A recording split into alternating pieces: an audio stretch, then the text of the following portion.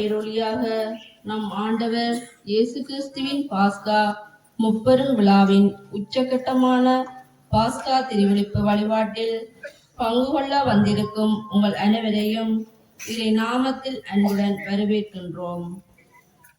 உயிர்த்த இயேசுவில் நம்பிக்கை கொண்டு உண்மைக்கு என்றும் சான்று பகரும் மக்களாக வாழ்ந்திட பாஸ்கா விழா எமக்கு அழைப்பு விடுக்கின்றது.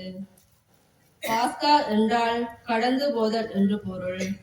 அடிமை வாழ்விலிருந்து விடுதலையை நோக்கியும், சாவிலிருந்து வாழ்வை நோக்கியும், இருளிலிருந்து ஒளியை நோக்கி கிறிஸ்து கடந்து சென்ற உன்னத நிகழ்வினை இன்று நினைவு கூறுகின்றோம்.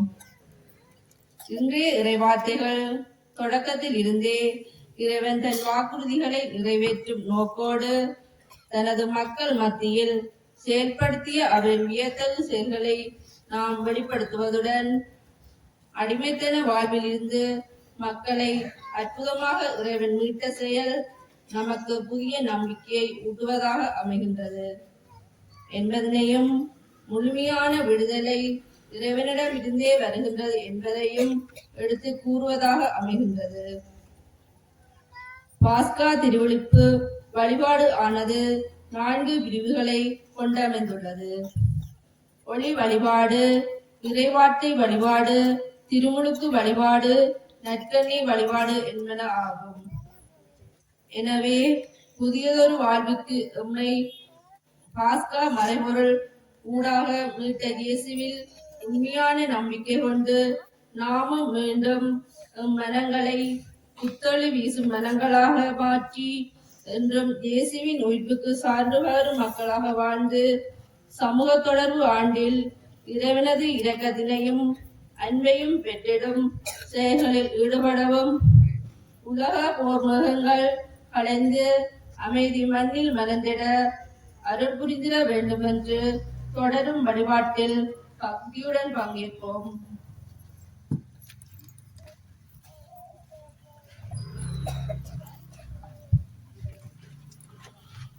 தந்தை, மகன், தூய ஆவியாரின் பெயராலே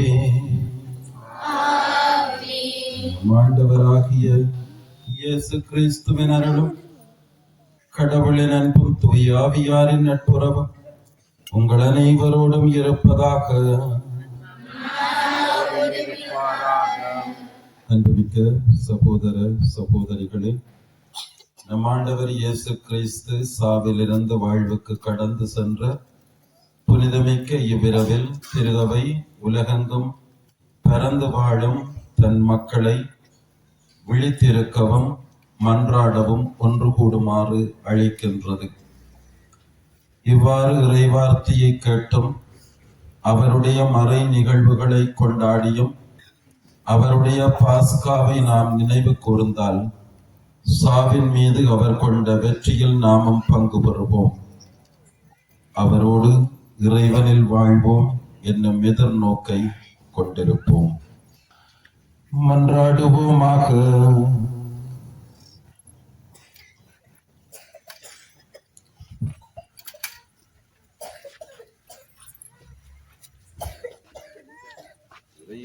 இறைவா, உம் திருமகன் வழியாக நம்பிக்கையாளர் மீது உமது மாட்சியின் பேரொளி சுடர்ந்திட செய்தீரே.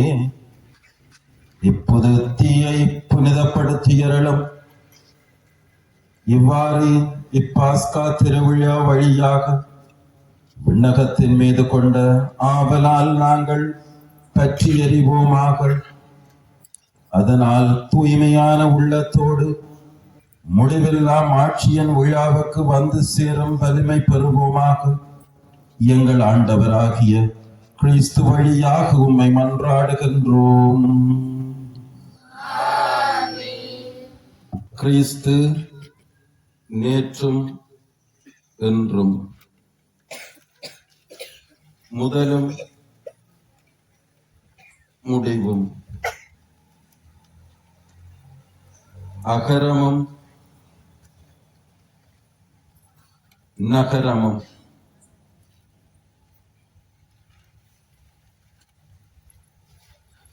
காலங்கள் நேரங்கள் அவருடையன. காலங்களும் அவருடையன,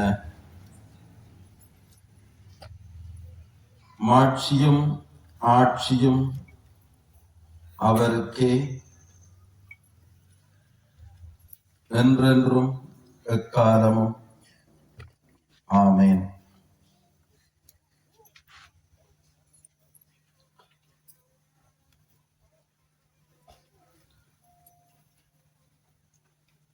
தம்முடைய தூய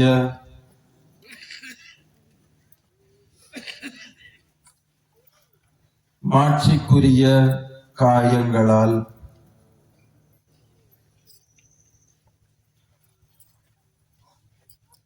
ஆண்டவராகிய கிறிஸ்து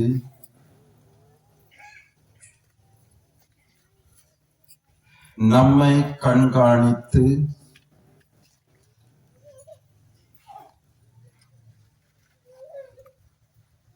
பேணி காப்பாராக.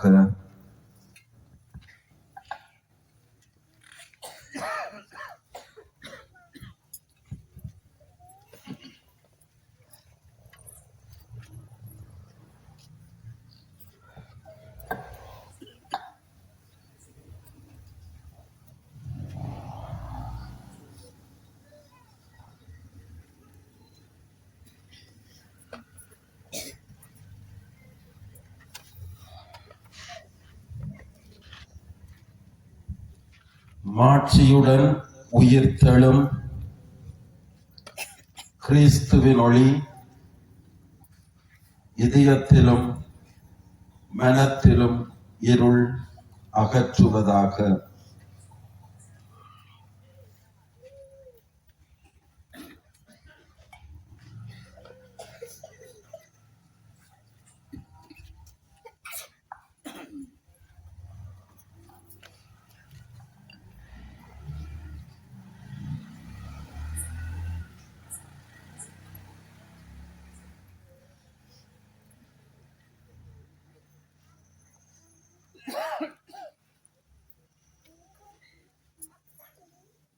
கிறிஸ்துவின் ஒளி இதோ. இறைவா, உமக்கு நன்றி.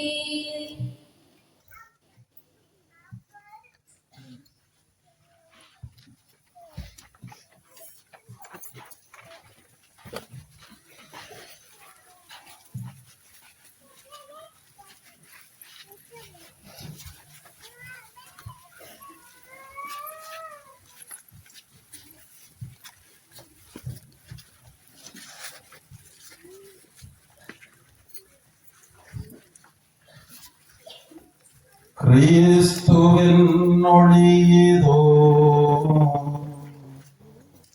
இறைவா, உமக்கு நன்றி.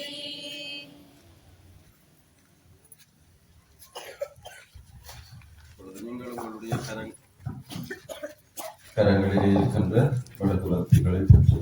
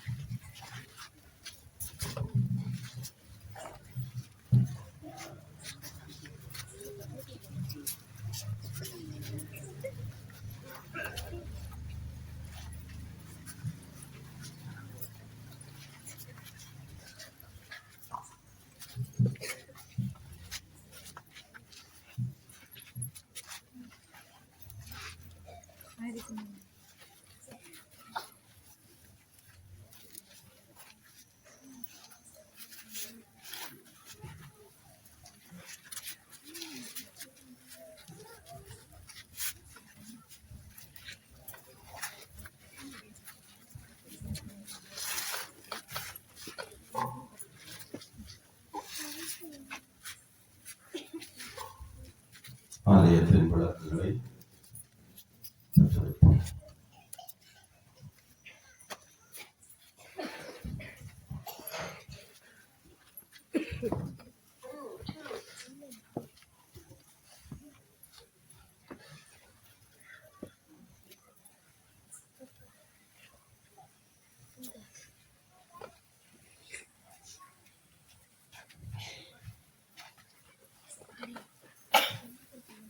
கிறிஸ்துவின் ஒளியதோ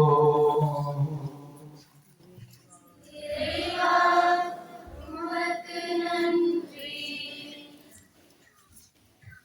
தூதரணி மகிழ்வதாக புனித நிகழ்வில் பெருமகிழ்ச்சி பொங்குவதாக. மாபெரும் மன்னரது வெற்றிக்காக எக்காலம் தொனித்து மீட்பை அறிவிப்பதாக. எப்பெரும் சுடர்களால் ஒளி வீச பெற்று இவ்வுலகம் பெருமகிழ்ச்சி கொள்வதாக. முடிவில்லா மன்னரது பேரொழியால் உலகெல்லாம் துலங்கி தன்னை சூழ்ந்த இருளனைத்தும் ஒழிந்ததென உணர்வதாக. இப்பெரும் சுடர்களால் அழகு பெற்று அன்னையாம் திருகவையும் களி கூர்வதாக. எனவே மக்கள் அனைவரின் பேரொலியாம் இக்கோவில் எதிரொலித்து முழங்குவதாக. எனவே இத்திருவிளக்கின் வியத்தகு ஒளியை சூழ்ந்து நிற்கும் அன்புமிக்க சகோதர சகோதரிகளே, உங்களை வேண்டுகின்றேன். என்னுடன் சேர்ந்து எல்லாம் வல்ல இறைவனின் இரக்கத்தை இறைஞ்சுவீர்களாக. தகுதியற்ற அடியேனை திருப்பணியாளருள் சேர்த்திட அருள் கூர்ந்த இறைவன் தாமே திருவிளக்கின் பேரொழியை என் மீது வீசி இத்திரையின் புகழ் சாற்ற செய்வாராக. ஆண்டவர் உங்களோடு இருப்பாராக.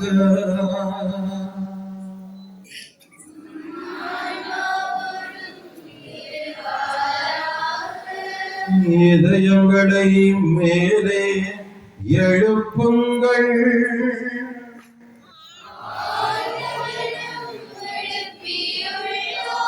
நம் இறைவனாகிய ஆண்டவருக்கு நன்றி கூறுவோம்.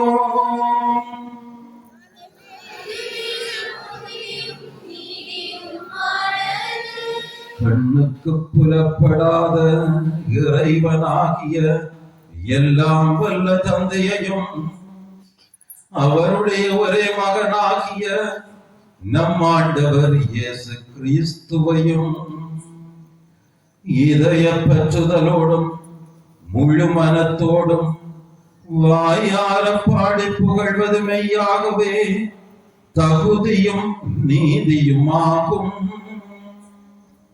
ஆதாமினால் வந்த கடனை கிறிஸ்துவே என்றும் உள்ள தந்தைக்கு நமது பெயரால் செலுத்தி பாவத்துக்குரிய கடன் சீட்டை தாம் சிந்திய இரத்தத்தால் அழித்து விட்டார்.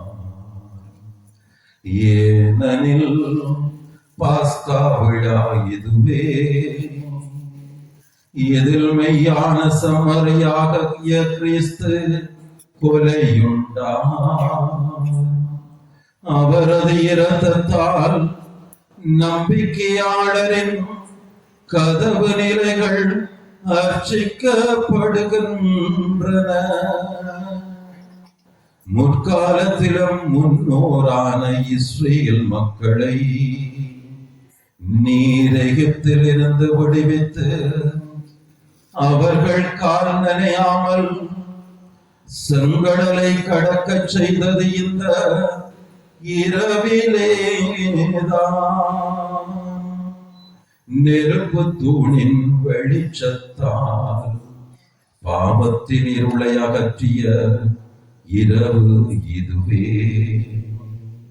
பூவுலகெங்கும் இன்று கிறிஸ்துவில் நம்பிக்கை கொண்டவர்களை உலகின் தீய வழியிலிருந்தும் பாவ இருளிலிருந்தும் பிரித்து அருள் வாழ்வில் மீண்டும் சேர்த்து தூயவராக்கியதும் இந்த இரவேதான். சாவின் தடைகளை தகர்த்தறிந்து கிறிஸ்து பாதாளத்தில் இருந்து வெற்றி வீரராய் எழுந்ததும் இந்த இரவிலேதான். ஏனெனில் இத்தகைய மீட்பின் பயனையாம் பெறாவிடில் பிறந்ததால பயனும் இல்லையே. நீரம் மீது அருள் கூர்ந்து காட்டிய பரிவிரக்கம் எத்துணை வியப்புக்குரியது. அடிமையை மீட்குமாறு மகனையே கையளித்த அளவில்லா அன்பு பெருக்கே.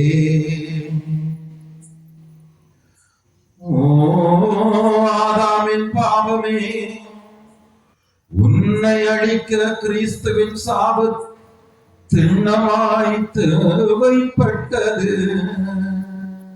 இத்துணை மாண்புமிக்க மீட்பரை அடைந்ததால் பேறு பெற்ற குற்றமே. ஓமையாகவே பேறு பெற்ற இரவே. பாதாளத்திலிருந்து கிறிஸ்து உயிர் தெழுந்த காலமும் நேரமும் அறிய நீ மட்டுமே பேறு பெற்றாய். இரவு பகல் போல் ஒளி பெறும் நாள் மகிழ்வுற இரவு மொழி தரும் என எழுதியுள்ளது இந்த இரவை குறித்தே. ஆகவே புனிதப்படுத்தும் இவ்விரவின் திரு நிகழ்ச்சி தீமையை ஒழிக்கின்றது, குற்றங்களை கழுவி போக்குகின்றது, தவறினோருக்கு மாசின்மையையும் துயருற்றோருக்கு மகிழ்ச்சியையும் அளிக்கின்றது, பகைமையை விரட்டுகின்றது, ஆணவத்தை அடக்குகின்றது, மன ஒற்றுமையை உருவாக்குகின்றது. ஆகவே தூய தந்தையே, அருள் பொழியும் இவ்விரவில் நாங்கள் உமது புகழ்ச்சிக்காக அளிக்கும் மாலை பலியை ஏற்றருளும். தேனீக்களுளை பாலான மெழுகிலிருந்து உருவான இத்திரியை புனித திருவை தன் பணியாளரின் கையால் மிகச் சிறப்புடன் உமக்கு ஒப்பு கொடுத்து மாலை பலி செலுத்துகின்றது. இறைவனின் மாட்சிக்காக செந்தழலாய் சுடர் விட்டெறியும் இந்த நெருப்பு தூணின் பெருமையை அறிந்திருக்கின்றோம். இத்தீயிலிருந்து பல விளக்குகளை ஏற்ற தன் ஒளியிலிருந்து பங்கு கொடுத்தாலும் அது குறைவுபடுவதில்லை. ஏனெனில் தாய் தேனி தந்த மெழுகு உருகுவதால் உயர் மதிப்புள்ள தீ வளர்க்கப்படுகின்றது. விண்ணுக்குரியவை மண்ணுக்குரியவையோடும் கடவுளுக்குரியவை மனிதருக்குரியவையோடும் இணைந்தது. மெய்யாகவே பேறு பெற்ற இந்த இரவிலேதான். எனவே ஆண்டவரே, உம்மை வேண்டுகின்றோம். உமது பெயரின் மாட்சிக்காக நேர்ந்தளிக்கப்பட்ட இந்த மெழுகுதிரி இவ்விரவின் இருளை ஒழிக்குமாறு குறைவுபடாமல் நின்று எரிவதாக. நறுமணமாக ஏற்கப்பட்டு விண்ணக விளக்குகளுடன் கலந்து கொள்வதாக. விடிவெள்ளி எழும்போதும் இது சுடர்விட்டு எரிவதாக. ஒருபோதும் மறையாத இந்த விடிவெள்ளி உம் திருமகன் கிறிஸ்துவேதான். பாதாளத்திலிருந்து திரும்பி வந்து மனித இனத்தின் மீது அமைதியுடன் ஒளி வீசி என்றென்றும் வாழ்ந்து ஆட்சி செய்கின்றவர் அவரே. ஆமென்.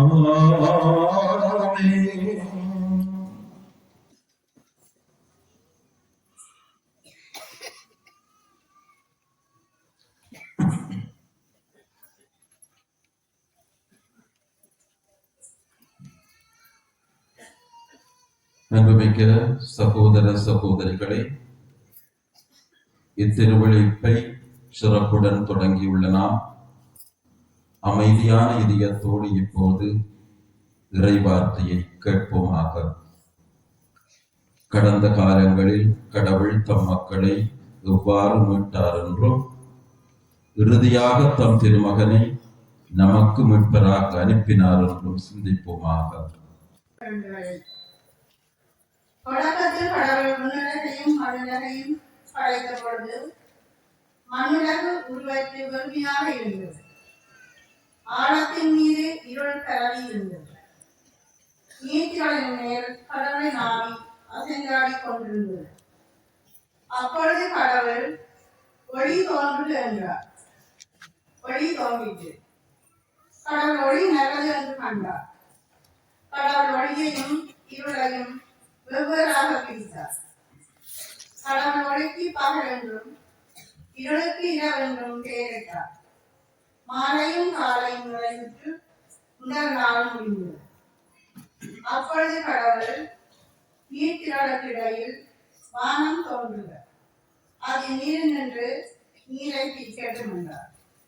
கடவுள் வானத்தை உருவாக்கி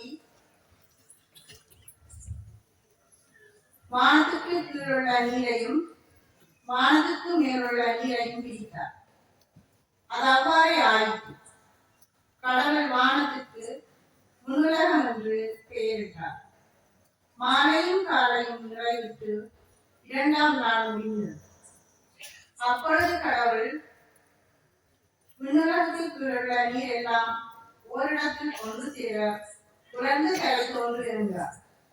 அது அவ்வாறே ஆயிற்று. கடவுள் உலர்ந்து தலைக்கு நிலம் என்றும் ஒன்று திரண்ட நீருக்கு கடல் என்றும் பெயரிட்டார். கடவுள் அது நல்லது என்று கண்டார். அப்பொழுது கடவுள் புற்பூண்டுகளையும் இலைதரும் செடிகளையும் கனிதரும் பழமரங்களையும் அந்தந்த இனத்தின்படியே நிலம் விளைவிக்கட்டும் என்றார். அது அவ்வாறே ஆயிற்று. புற்பூண்டுகளையும் விதை பிறப்பிக்கும் செடிகளையும் கனிதரும் மரங்களையும் அந்தந்த இனத்தின்படி நிலம் விளைவித்தது. கடவுள் அது நல்லதென்று கண்டார். மாலையும் காலையும் விளைவிட்டு மூன்றாம் நாள் முடிந்தது. அப்பொழுது கடவுள் பகலையும் இரவையும் வெவ்வேறாக பிரிப்பதற்கும் காலங்கள் நாட்கள் ஆண்டுகள் ஆகியவற்றை குறிப்பதற்கும் விண்வெளியில் ஒளிப்பிழம்புகள் தோன்றுக, அவை மண்ணுலகிற்கு ஒளி தர விண்வெளியில் ஒளிப்பிழம்புகளாக இருக்கட்டும் என்றார். அது அவ்வாறே ஆயிற்று. கடவுள் இருபெரும் ஒளிப்பிழம்புகளை உருவாக்கினார். பகலை ஆள்வதற்கு பெரிய ஒளிப்பிழம்பையும் இரவை ஆள்வதற்கு சிறிய ஒளிப்பிழம்பையும் மற்றும் விண்மீன்களையும் அவர் உருவாக்கினார். கடவுள் மண்ணுலகிற்கு ஒளி தர விண்ணுலக வானத்தில் அவற்றை அமைத்தார். பகலையும் இரவையும் ஆள்வதற்கு ஒளியையும் இருளையும் வெவ்வேறாக பிரிப்பதற்கும் அவற்றை அமைத்தார். கடவுள் அது நல்லதென்று கண்டார். மாலையும் காலையும் விளைவிட்டு நான்காம் நாள் முடிந்தது. அப்பொழுது கடவுள் திரளான உயிரினங்களை தண்ணீர் போற்றியிருப்பதாக உன்னுலக வானத்தில் இலட்சத்து மேலே பறவைகள் பறப்பனவாகின்றன. இவ்வாறு கடலின் பெரும் பாம்புகளையும் திரள் திரளாக நீரில் நீந்தி வாழும் உயிரினங்களையும் இறக்கையுள்ள எல்லாவித பறவைகளையும் அவ்வளத்தின் இனத்தின்படி கடவுள் படைத்தார். கடவுள் அது நல்லது என்று கண்டார். கடவுள் அவற்றுக்கு ஆசி வழங்கி கல்வி பெற்றி கடல் நீரை நிரப்புங்கள், பறவைகளும் மண்ணுலகில் பெருகட்டும் என்று உரைத்தார். மாலையும் காலையும் உரைவிட்டு 5ஆம் நாள் முடிந்தது. அப்பொழுது கடவுள் கால்நடைகள், ஊர்வன, காட்டு விலங்குகள் ஆகியவற்றை அவ்வளத்தின் இடத்தின்படி இடம் தோற்றுவிப்பதாக என்றார். கடவுள் காட்டு விலங்குகளையும் கால்நடைகளையும் நிலத்தில் ஊர்வன யாவற்றையும் அவ்வளத்தின் இடத்தின்படி உருவாக்கினார். கடவுள் அது நல்லது என்று கண்டார். அப்பொழுது கடவுள் மானிடரை நாம் முடிவிலும் நாம் தாயிலும் உண்டாக்குவோம். அவர்கள் கடல் மீன்களையும் வானத்து பறவைகளையும் கால்நடைகளையும் மண்ணுலகம் முழுவதையும் நிலத்தில் ஊர்வன யாவற்றையும் ஆளட்டும் என்றார். கடவுள் தாம் முடிவில் மானிடரை படைத்தார். கடவுள் முடிவிலேயே அவர்களை படைத்தார். ஆணும் பெண்ணுமாக அவர்களை படைத்தார். கடவுள் அவர்களுக்கு ஆசி வழங்கி கல்வி பெருகி மண்ணுலகை நிரப்புங்கள், அதை உங்கள் ஆற்றலுக்கு உட்படுத்துங்கள். கடல் மீன்கள், வானத்து பறவைகள், நிலத்தில் ஊர்ந்து உயிர் வாழ்வன அனைத்தையும் ஆளுங்கள் என்றார். அப்பொழுது கடவுள் மண்ணுலகெங்கும் உள்ள விதை தரும் செடிகள், பழமரங்கள் அனைத்தையும் உங்களுக்கு நான் கொடுத்துள்ளேன். இவை உங்களுக்கு உணவாகட்டும். எல்லா காட்டுகளும் வானத்து பறவைகள், நிலத்தில் ஊர்வன ஆகிய அனைத்து உயிரினங்களுக்கும் பசுமையான செடிகள் அனைத்தையும் நான் உணவாக தந்துள்ளேன் என்றார். அது அவ்வாறே ஆயிற்று. கடவுள் தாம் உருவாக்கி அனைத்தையும் நோக்கினார். அவை மிகவும் நன்றாய் இருந்தன. மாலையும் காலையும் நிறைவிட்டு 6ஆம் நாள் முடிந்தது. உன்னுலகம் மண்ணுலகம் அவற்றுள்ள அமைப்புகள் அனைத்தும் உருவாக்க பெற்று நிறைவேறின. மேலும் கடவுள் தாம் செய்த வேலையை 7ஆம் நாளில் முடித்திருந்தார். அவர் தாம் செய்த வேலைகள் அனைத்தையும் நிறைவேற செய்து 7ஆம் நாளில் ஓய்ந்திருந்தார். இது ஆண்டவர் வழங்கும் அருள் வாக்கு.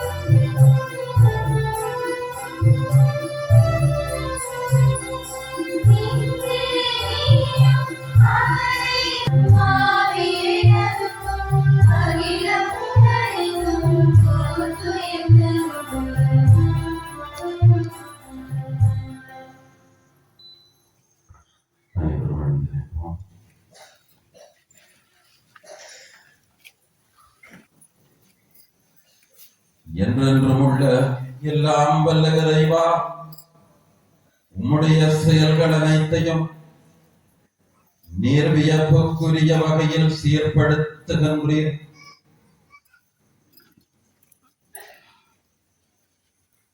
இறைவா, மனிதரை வியத்தகு முறையில் படைத்தீர், அதனினும் வியத்தகு முறையில் மீட்டருளினீர்.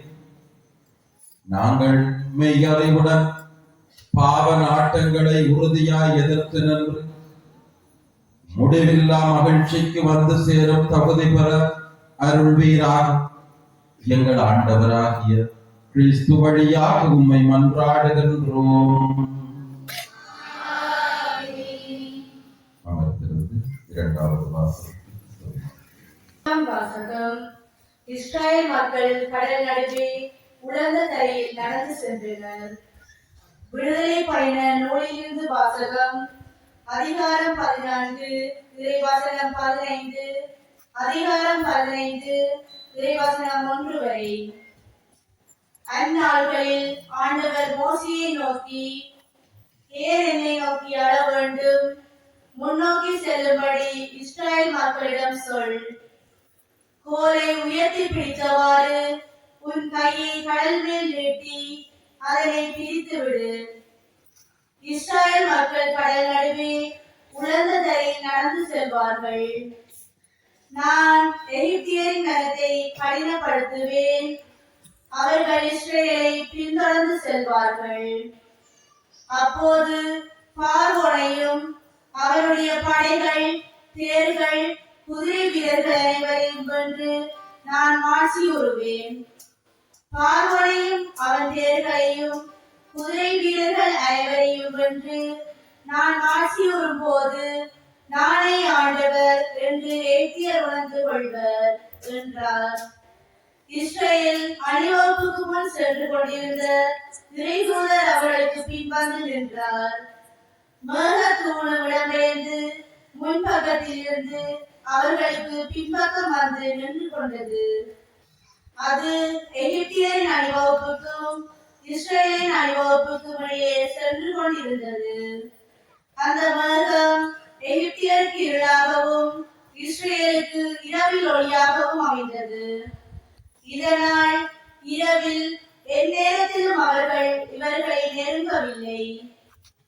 மோசே தம் கையை கடல் மேல் நிறுத்தவே ஆண்டவர் கீழே காற்றை இரவு முழுவதும் வன்மையாக வீச செய்து கடலை பின்வாங்க வைத்து உலர்ந்த தரையாக்கினார். நீர்த்திரள் பிரிக்கப்பட்டது. வலப்பக்கத்திலும் இடப்பக்கத்திலும் உள்ள நீர்த்திரள் அவர்களுக்கு சுவராக விளங்க இஸ்ரேல் மக்கள் கடல் நடுவே உலர்ந்த தரையில் நடந்து சென்றனர். எகிப்தியர் அவர்களை துரத்தி சென்றனர். பார்வோனின் குதிரைகள், தேர்கள், குதிரை வீரர்கள் அனைவரும் அவர்களுக்கு பின்னால் நடுக்கடல் வரை சென்றனர். பொழுது புலரும் முன் நெருப்பு மேகமுமான தூணிலிருந்து ஆண்டவர் எகிப்தியரின் அணிவகுப்புகளை பார்த்து அந்த எகிப்திய அணிவகுப்புகளை நிலைகுலைய செய்தார். அவர்களுடைய தேர்களின் சக்கரங்களை அவர் புதைந்து போக செய்ததால் தேர் ஓட்டுவது அவர்களுக்கு கடினமாயிற்று. அப்போது எகிப்தியர், இஸ்ரேலிடமிருந்து நாம் ஓடி சென்று விடுவோம், ஏனெனில் ஆண்டவர் தாமே அவர்கள் சார்பாக நின்று எகிப்தியராகிய நமக்கு எதிராக போரிடுகிறார் என்றனர். ஆண்டவர் மோசேயை நோக்கி, நீர்த்திரள் எகிப்தியர் மேலும் அவர்கள் தேர்கள், குதிரை வீரர் அனைவர் மேலும் திரும்பி வர செய்வதற்காக உன் கையை கடல் மேல் நீட்டு என்றார். மோசே தம் கையை கடல் மேல் நீட்டவே காலையில் விடியும் நேரத்தில் கடல் தன் முன்னிய நிலைக்கு திரும்பி வந்தது. அதற்கு எதிர்ப்பட அஞ்சி எகிப்தியர்கள் விரைந்தோடுகையில் ஆண்டவர் எகிப்தியரின் நடுக்கடலில் அமர்த்தினார். திரும்பி வந்த நீர்த்திரள் தேர்கள், குதிரை வீரர்கள் மற்றும் கடலுக்கு துரத்தி சென்ற பார்வோனின் படைகள் அனைவரையும் மூடிக்கொண்டது. அவர்களில் ஒருவன் கூட தப்பவில்லை. ஆனால் இஸ்ரேல் மக்கள் கடலின் உணர்ந்த தரையில் நடந்து சென்றனர். நீர்த்திரள் வலப்புறமும் இடப்புறமும் அவர்களுக்கு சுவராக நின்றது. இவ்வாறு ஆண்டவர் அந்நாளில் எகிப்தியர் பிடியில் நின்று இஸ்ரேலுக்கு விடுதலை அளித்தார். கடற்கரையில் எகிப்தியர் செத்து கிடப்பதை இஸ்ரேல் கண்டனர். எகிப்தியருக்கு எதிராக ஆண்டவர் கைவன்மையை காட்டி செயல் புரிந்ததை உணர்ந்து ஆண்டவர் மீது மக்கள் அச்சம் கொண்டனர். மேலும் அவர்கள் ஆண்டவரிடமும் அவர் அடியார் மோசேயிடமும் நம்பிக்கை வைத்தனர். அப்போது மோசேயும் இஸ்ரவேல் மக்களும் ஆண்டவரை புகழ்ந்தேத்தி பாடிய பாடல் வருமாறு.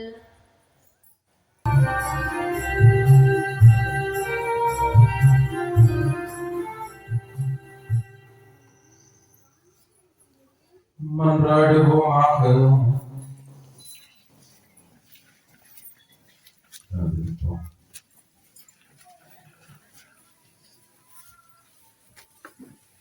இறைவா, நீர் முற்காலத்தில் ஆற்றிய அருஞ்செயல்கள் எங்கள் காலத்திலும் தொடர்வதை உணர்கின்றோம்.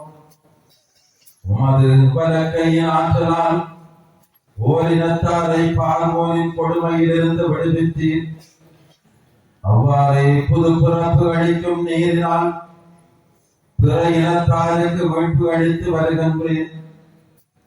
எனவே உலக மாந்தர் அனைவரும் உமது அருளினால் ஆபிரகாமின் மக்களாகி இஸ்ரவேல் இனத்தாருக்கு உரிய மேன்மையின் முழுமையை அடையச் செய்வீராக.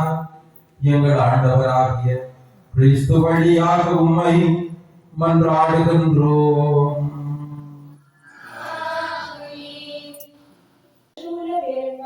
உனக்கு இரக்கம் காட்டுவேன். இறைவாக்கின் எசாயா நூலின் வாசகம் அதிகாரம் 54 இறைவசனங்கள் 5 தொடக்கம் 14 முடிய. ஆண்டவர் கூறுவது, உன்னை உருவாக்கியவரே உன் கணவர், படைகளின் ஆண்டவர் என்பது அவருக்கு பெயராம். இஸ்ரவேலின் தூயவரே உன் மீட்பர், உலகம் முன்வைக்கும் கடவுள் அவர் அழைக்கப்படுகின்றார். ஏனெனில் கைவிடப்பட்டு மனமடைந்து போன துறவி போலும் தள்ளப்பட்ட உள்ளவரை போலும் இருக்கும் உன்னை ஆண்டவர் அழைத்துள்ளார் என்கிறார் உன் கடவுள். நொடி பொழுதே நான் உன்னை கைவிட்டேன், ஆயினும் பேரிரக்கத்தால் உன்னை மீண்டும் ஏற்றுக்கொள்வேன். பொங்கியலும் சீற்றத்தால் இமைப்பொழுது என் முகத்தை உனக்கு மறைத்தேன், ஆயினும் என்றும் உள்ள பேரன்பால் உனக்கு இரக்கம் காட்டுவேன் என்கின்றார் ஆண்டவர். எனக்கு இது நோவாவின் நாள்களில் நடந்தது போல் உள்ளது. நோவாவின் காலத்துக்கு பெருவெள்ளம் இனி மண்களின் மேல் பாய்ந்து வராதென்று நான் ஆணையிட்டேன். அவ்வாறே உன் மீது சீற்றம் அடைய மாட்டேன் என்றும் உன்னை கண்டிக்க மாட்டேன் என்றும் ஆணையிட்டு கூறினேன். மலைகள் நிலை சாயினும் குன்றுகள் இடம்பெயரினும் உன் மீது நான் கொண்ட பேரென்போ நிலை சாயாது. என் சமாதான உடன்படிக்கையோ அசைவுறாது என்கிறார் உனக்கு இரக்கம் காட்டும் ஆண்டவர். துயருற்றவளே, சூறைக்காற்றால் அலைக்கழிக்கப்பட்டவளே, ஆறுதல் பெறாத தவிப்பவளே, இதோ மாணிக்க கற்களால் உன் அடித்தளத்தை அமைப்பேன், நீல கற்களால் உன் நிலக்கலத்தை நிரம்பேன், உன் கால் மடங்களை சிவப்பு கற்களாலும் உன் வாய்களை பளிங்கு கற்களாலும் உன் மதில்கள் அனைத்தையும் இளஞ்சிறந்த கற்களாலும் கட்டுவேன். உன் குழந்தைகள் அனைவருக்கும் ஆண்டவர் தாமே கற்றுத் தருவார். உன் பிள்ளைகள் நிறைவாழ்வு பெற்று சிறப்பு பெறுவர். நேர்மைக்கு நீ நிலைநாட்டப்படுவாய். ஒடுக்கப்பட்ட நிலை உன்னை விட்டு அகன்று போகும், நீ அஞ்சாதே. திகில் உன்னை அணுகாது. இது ஆண்டவர் வழங்கும் அருள்வாக்கு.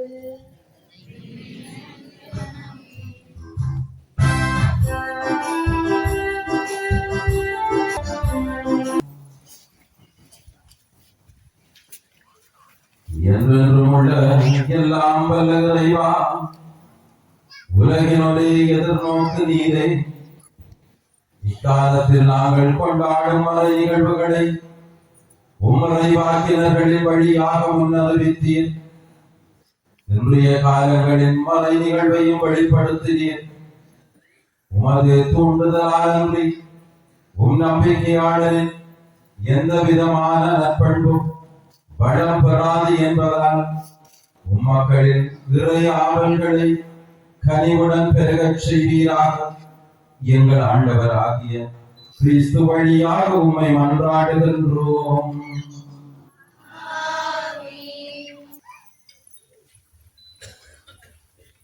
நான்காம் வாசகம். நான் தூய நீரை உங்கள் மேல் தெளிப்பேன், நான் உங்களுக்கு புதிய இதயத்தை அருள்வேன்.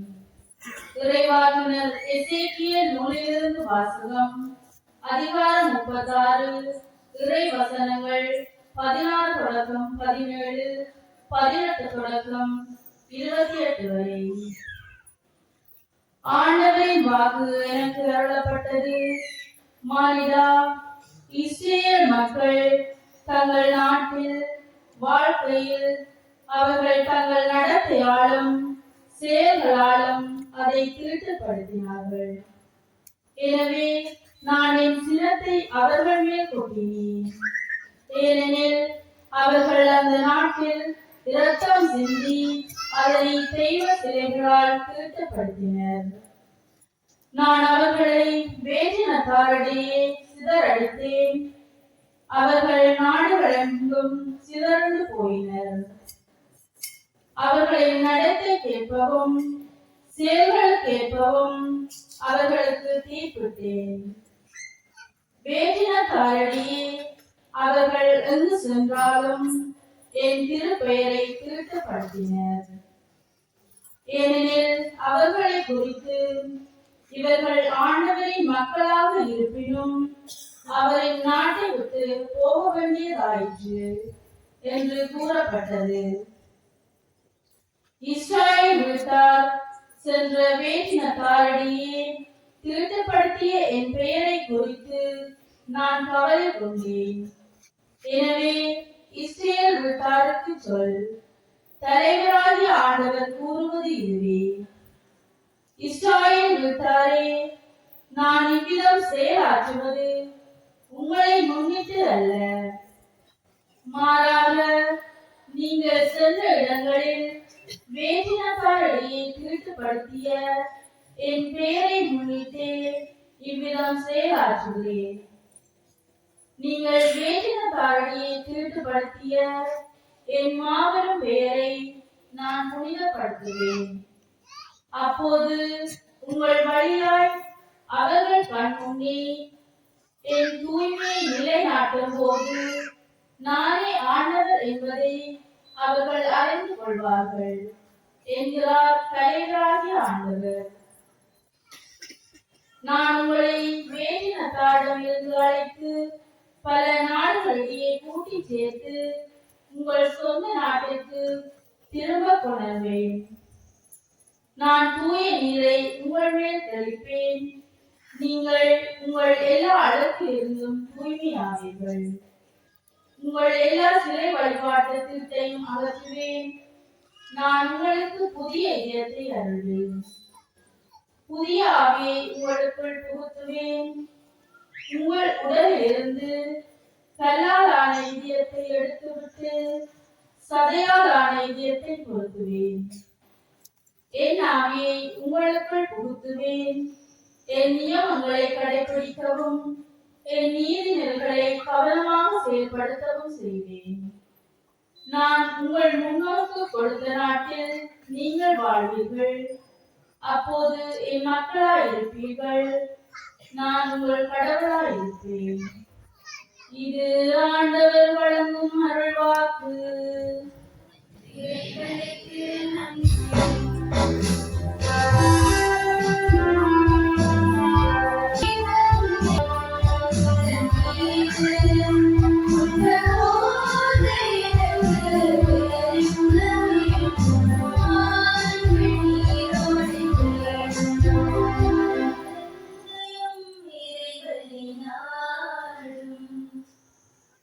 மன்றாடுவோமாக.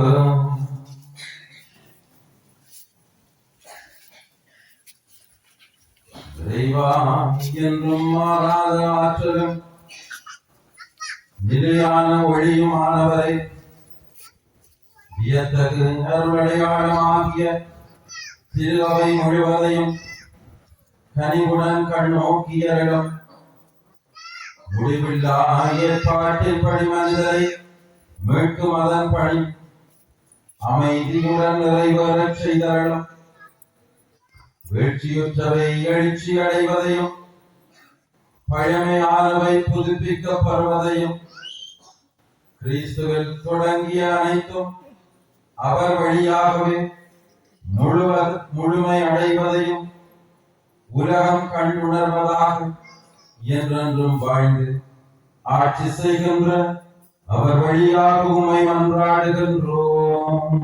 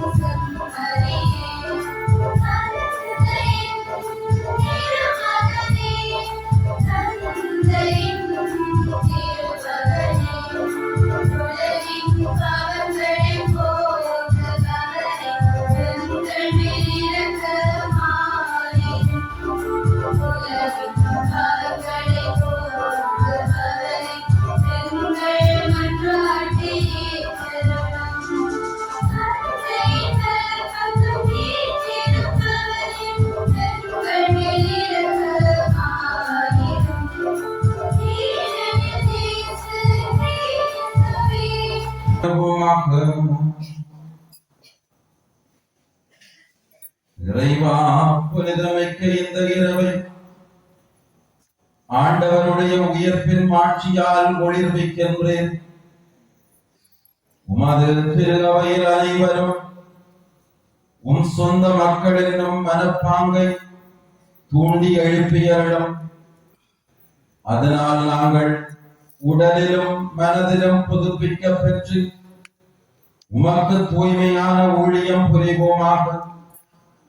உம்மோடு என்றென்றும் வாழ்ந்து ஆட்சி செய்கின்ற எங்கள் ஆண்டவரும் திருமகனுமாகிய இயேசு கிறிஸ்து வழியாக உம்மை மன்றாடுகின்றோம்.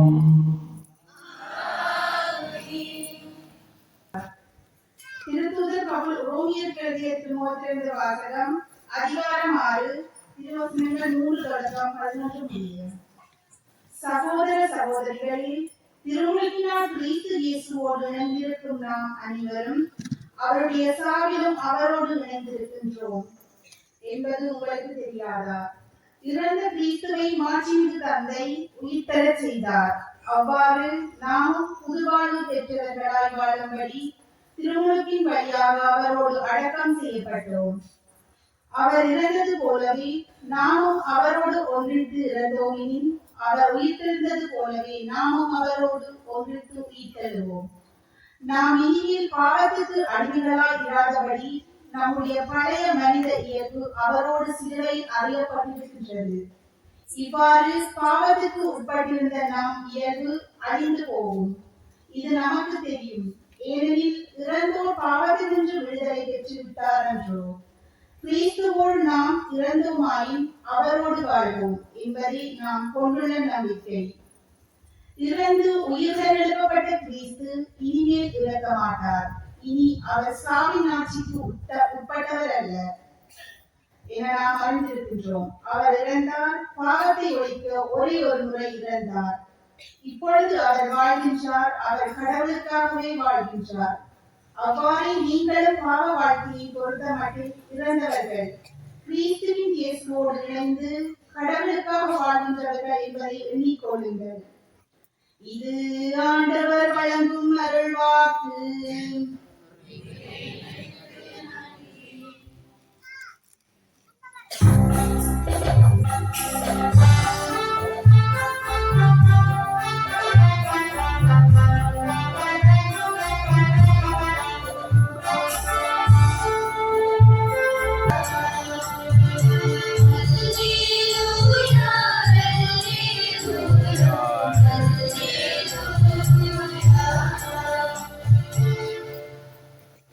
ஆண்டவர் உங்களோடு இருப்பாராக.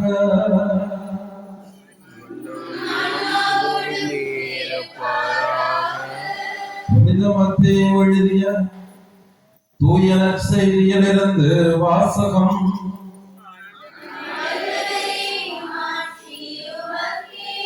மத்தேயு நற்செய்தி அதிகாரம் 28 இறை வாக்கியங்கள் 1 தொடக்கம் 10 வரை.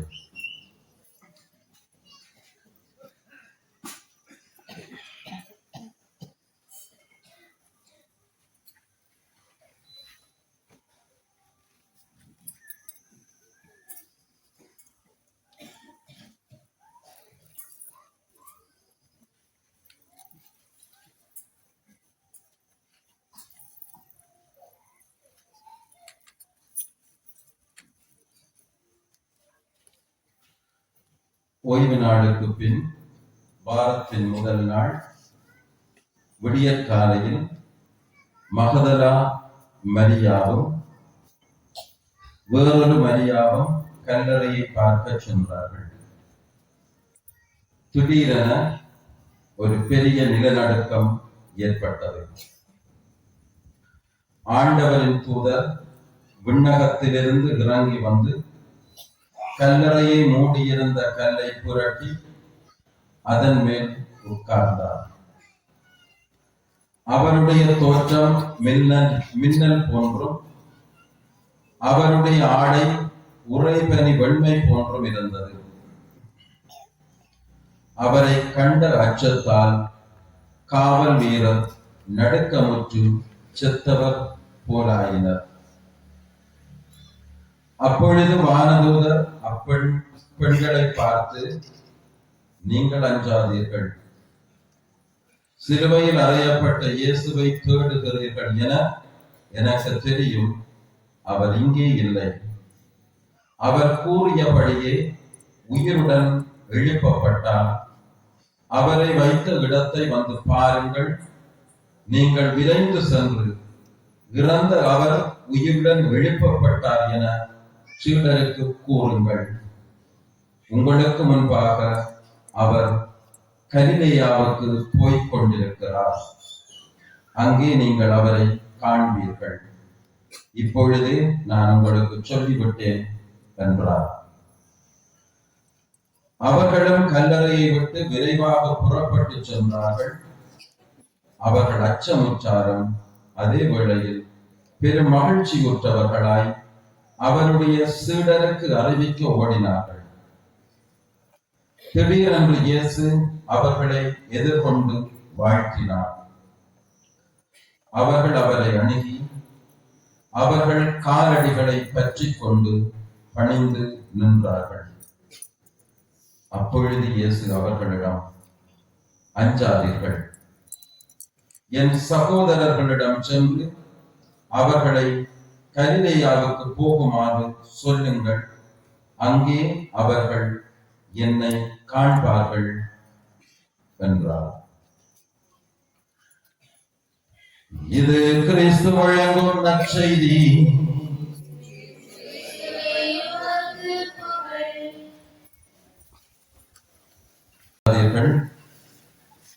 என் சகோதரர்களிடம் சென்று அவர்களை கலிலேயாவுக்கு போகுமாறு சொல்லுங்கள். அங்கே அவர்கள் என்னை காண்பார்கள். இறையேசுவில் பிரியமான சகோதர சகோதரிகளே, உங்கள் அனைவருக்கும் மகிழ்ச்சி நிறைந்த கிறிஸ்துவனுடைய உயிர்ப்பு விழா நல்வாழ்த்துக்களை அன்புடன் தெரிவித்துக் கொள்கின்றேன். உயிர்ப்பின் அனுபவம் என்னுடையதும் உங்களுடையதுமாக வேண்டும் என்று உருக்கமாக மன்றாடி நிற்கின்றேன். அன்புமிக்க சகோதரங்களே, இன்றைய நாளை பாஸ்கா திருவிழிப்பு என்று அழைக்கின்றார்கள். திருகவையிலே பிரியமான சகோதரங்களே, இன்று நாங்கள் கொண்டாடுகின்ற இந்த பாஸ்கா திருவிழிப்பு தான் முதன்மையானதும் மிகவும் முக்கியமானதுமான திருவிழிப்பு. திருவிழிப்பு என்றால் தெரியும். நாங்கள் நித்திரை கொள்ளாமல் இருந்து இறைவனுடைய வார்த்தைகளை தியானித்து நாங்கள் எங்களை ஒரு புதிய மாற்றத்திற்கு எங்களை கொண்டு செல்லுகின்ற ஒரு ஆன்மீக அனுபவம் தான் பிரியமான சகோதரர்களே திருவிழிப்பு. திருவிழிப்பண்டு வந்து நாங்கள் நித்திரை சுட்டா போச்சு திருவிழிப்பு. இந்த திருவிழிப்பு பிரியமான சகோதரங்களே எங்கிருந்து உருவாகி வருகின்றது என்றால் யூதர்களுடைய அந்த பாஸ்கா விழாவை அடியொற்றியதாகத்தான் திருகவையும் இந்த திருவிழிப்பை கொண்டாடுகின்றது. பாஸ்கா என்றால் கடத்தல் என்பது பொருள். இஸ்ரேல் மக்களுடைய வீடுகளை கடந்து எகிப்தியரின் தலைச்சன் பிள்ளைகளை தாக்கி தூதர் அன்றைய நாளிலே அழித்தார். இஸ்ரேல் மக்களுடைய வீடுகளை கடந்து சென்று எகிப்தியரை தாக்கினார். இந்த கடத்தல் இது பாஸ்கா.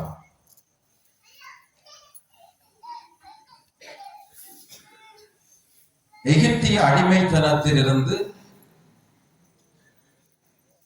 இஸ்ரேல் மக்களை ஆண்டவர் செங்கடல் வழியாக பாலும் தேனும் பொழியும் கானான் தேசத்திற்கு கொண்டு சென்றார். இது பாஸ்கா கடத்தல். ஆண்டவர் அடிமைத்தனத்திலிருந்து உரிமை வாழ்வுக்கு இஸ்ரேல் மக்களை நடத்தி செல்கின்றார். இன்று பிரியமான சகோதரங்களே, என்னையும் உங்களையும் ஆண்டவர் இயேசுவும் பாவத்திலிருந்து மீட்டு அருள் வாழ்வுக்கு அழைத்து செல்லுகின்றார்.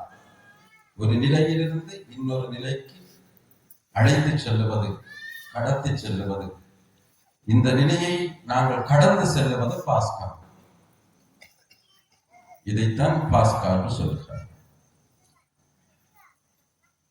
இஸ்ரேல் மக்களிடையே பிரியமான சகோதரர்கள், இந்த பாஸ்கா விழாவை அவர்கள் எப்படி கொண்டாடினார்கள் என்றால் இந்த இரவு முழுவதும் விழித்திருப்பார்கள். விழித்திருந்து இறைவனுடைய செய்தியை அவர்கள் பகிர்ந்து கொள்ளுவார்கள். அந்த சின்ன பிள்ளைகள் விளையாடுற மாதிரி அவையிட பாஸ்கா விழாவும் பெரிய பிள்ளைகளுக்கு விளையாடும் பாடும் எல்லாரும் இருந்து ஆடுவினம் ஆண்டவருடைய செய்தியை வாசிப்பார்கள். ஒரு பெரிய கலகலப்பான ஒரு பெரிய கொண்டாட்டம் தான் இந்த பாஸ்கா கொண்டாட்டம். அந்த பாஸ்கா நேரத்திலே பிரியமான சகோதரங்களே, மிகவும் முக்கியமான விடயம் என்னவென்றால் இந்த சின்ன பிள்ளைகள் எல்லாம் பெரியவர்களை பார்த்து கேள்வி கேட்பார்கள். தாத்தா, என்ன தாத்தா, ஏன் தாத்தா இந்த விடுதலை இப்படி கொடுத்து இருக்குது? ஏன் தாத்தா பாதப்படி ஒரு உடுப்பு போட்டிருக்கு? ஏன் தாத்தா அப்படி நடக்குது? ஏன் நாங்கள் இந்த புளிக்காத அப்பத்தை ஏன் தாத்தா நாங்கள் சாப்பிடுறோம் என்று சின்ன பிள்ளைகள் எல்லாம் கேள்வி கேட்டுக் கொண்டிருப்பார்கள். அவர்கள் கேள்வி கேட்க கேட்க பெரியவர்கள் என்ன செய்வார்கள் என்றால் அதை பிள்ளைகளுக்கு சொல்லிக் கொடுப்பார்கள். நாங்கள் முந்தின நாள் ஒரு காலத்திலே நாங்கள் எகிப்திலே அடிமைகளாக இருந்தோம். அந்த அடிமைத்தனத்திலிருந்து ஆண்டவரங்களை ஒரு இரவிலே புறப்பட செய்து எங்களுக்கு விடுதலையை தந்தார் என்று பிரியமா என்று தங்களுடைய அந்த பேர பிள்ளைகளுக்கு அந்த செய்தியை சொல்லிக் கொண்டிருப்பார்கள். அந்த தாய்மார் இந்த சின்ன பிள்ளைகளுக்கு முதலே இந்த கேள்விகளை எல்லாம் சொல்லிக் கொடுப்பார்கள். நீங்க தைக்கிறதும் உங்களுடைய தாத்தாட்ட, உங்களுடைய அப்பாட்ட, அப்பப்பாட்ட, அப்பம்மாட்ட இந்த கேள்விகளை கேட்போம் என்று அவர்கள் சொல்லிக் கொடுப்பார்கள். அந்த சொல்லிக் கொடுத்த கேள்விகளை பிள்ளைகள் கேட்பார்கள். கேட்கும் பொழுது இந்த பெரியவர்கள் அவர்களுக்கு விளக்கப்படுத்துவார்கள். கடவுளுடைய வல்ல செயல்களை எல்லாம் இந்த சிறிய பிள்ளைகளுக்கு சொல்லிக் கொடுப்பார்கள். ஏன் இந்த பிள்ளைகளை எல்லாம் அந்த ஆண்டவருடைய அந்த அனுபவத்துக்குள்ளே வளர்த்தெடுக்க வேண்டும் என்பதற்காக சொல்லிக் கொடுப்பார்கள். அதனால்தான் பிரியமான சகோதரங்களை இன்று நாங்கள் பார்க்கலாம். இந்த திருவிழிப்பிலே நீண்ட வாசகங்கள், பல வாசகங்கள், 9 வாசகங்கள் வாசிக்கப்படுகின்றன. காரணம் என்னவென்றால் ஆண்டவருடைய அரும்பெரும் செயல்களை நாங்கள் இன்றைய இரவிலே தியானிக்க வேண்டும் என்பது திருஅவையுடைய எண்ணம். ஆழமாக ஆண்டவருடைய வல்ல செயல்களை எங்களுடைய வாழ்விலே ஆண்டவர் செயலாற்றுகின்றார். எங்களை அடிமைத்தனத்திலிருந்து ஒரு உரிமை வாழ்வுக்கு அழைத்து செல்லுகின்றார் என்கின்ற ஆண்டவருடைய வல்ல மீட்பு செயலை நாங்கள் புரிந்து கொள்வதற்கு, விளங்கிக் கொள்வதற்கு, இறைவன் எங்களுடைய வாழ்விலே செயலாற்றுகின்றார் என்பதை அறிந்து கொள்வதற்காகத்தான் இந்த நீண்ட வாசகங்கள், பல வாசகங்கள் இன்றைய நாளிலே வாசிக்கப்பட்டு நாங்கள் அவற்றை தியானிக்கின்றோம். கடவுளுடைய செயல்களை நாங்கள் புரிந்து கொள்ள வேண்டும். இந்த பாஸ்கா விழா பிரியமான சகோதரர்களே, ஆண்டவர் உயிர்த்தார் என்ற செய்தியோடு எங்களை சந்திக்கின்றோம். ஆண்டவருடைய உயிர்ப்பு, ஆண்டவருடைய உயிர்ப்பு என்றால் பிரியமானவர்களே என்ன என்பதை நாங்கள் இன்றைய நாளிலே தியானிப்போம். உயிர்ப்பு என்றால் முந்த நம்பிக்கை. இன்றைய நற்செய்தி வாசகத்திலே பார்க்கின்றோம் பிரியமான சகோதரர்களே, ஓய்வு நாளுக்கு பின் வாரத்தின் முதல் நாள் விடியற்காலையில் மகதலா மரியாவும் வேறொரு மரியாவும் கல்லறையை பார்க்க செல்லுகின்றார்கள். கல்லறையை பார்க்க செல்லுகின்றார்கள்.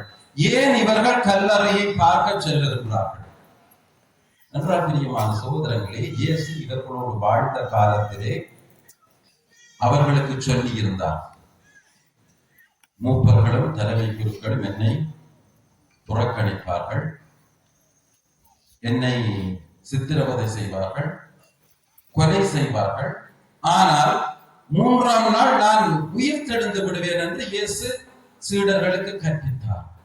இது இந்த பெண்களுக்கு தெரியும். எனவே பிரியமான சகோதரர்களே, இவர்கள் நம்பிக்கையுடன் கல்லறையை பார்க்க செல்லுகின்றார்கள். இயேசு சொன்னபடி உயிர்த்தெழுந்திருப்பார் என்று பிரியமான சகோதரர்களே கல்லறைக்கு செல்கின்றார். எனவே அன்பார்ந்தவர்களே, உயிர்ப்பு என்பது நம்பிக்கை. நானும் நீங்களும் பிரியமான சகோதரர்களே அனுதினம் ஆலயத்துக்கு வருகின்றோம், ஆண்டவரை தேடுகின்றோம், ஆண்டவரை பார்க்க வருகின்றோம். ஏன்? என்னிடமும் உங்களிடமும் இருக்கின்ற நம்பிக்கை தான் காரணம். எனவே உயிர்ப்பு என்றால் பிரியமான சகோதரர்களே நம்பிக்கை. நம்பிக்கை என்பது இல்லாத ஒரு மனிதன் உயிர்ப்பை பற்றி அவர் நினைத்து பார்க்கவே முடியாது. நம்பிக்கை தான் உயிர்ப்பு. இரண்டாவது பிரியமான சகோதரர்களே, உயிர்ப்பு என்பது வல்லமை. இன்றைய அந்த வார்த்தைகளை பார்க்கின்றோம். திடீரென ஒரு பெரிய நிலநடுக்கம் ஏற்பட்டது. இறைவனுடைய வல்லமை. ஆண்டவரின் தூதர் விண்ணகத்திலிருந்து இறங்கி வந்து கல்லறையை மூடியிருந்த கல்லை புரட்டி போட்டு அதன் மேல் உட்கார்ந்தார். கல்லை புரட்டி போட்டு அதுக்கு மேல ஏறி இருப்பது என்பது பிரியமான சோதனை. என்னடா செய்த நீங்கள்? என்ன செய்து ஓட்டிய தூக்கி போட்டு அந்த கல்லுக்கு மேல் அவர் ஏறி இருக்கிறார். ஆண்டவருடைய தூதர் வல்லமை.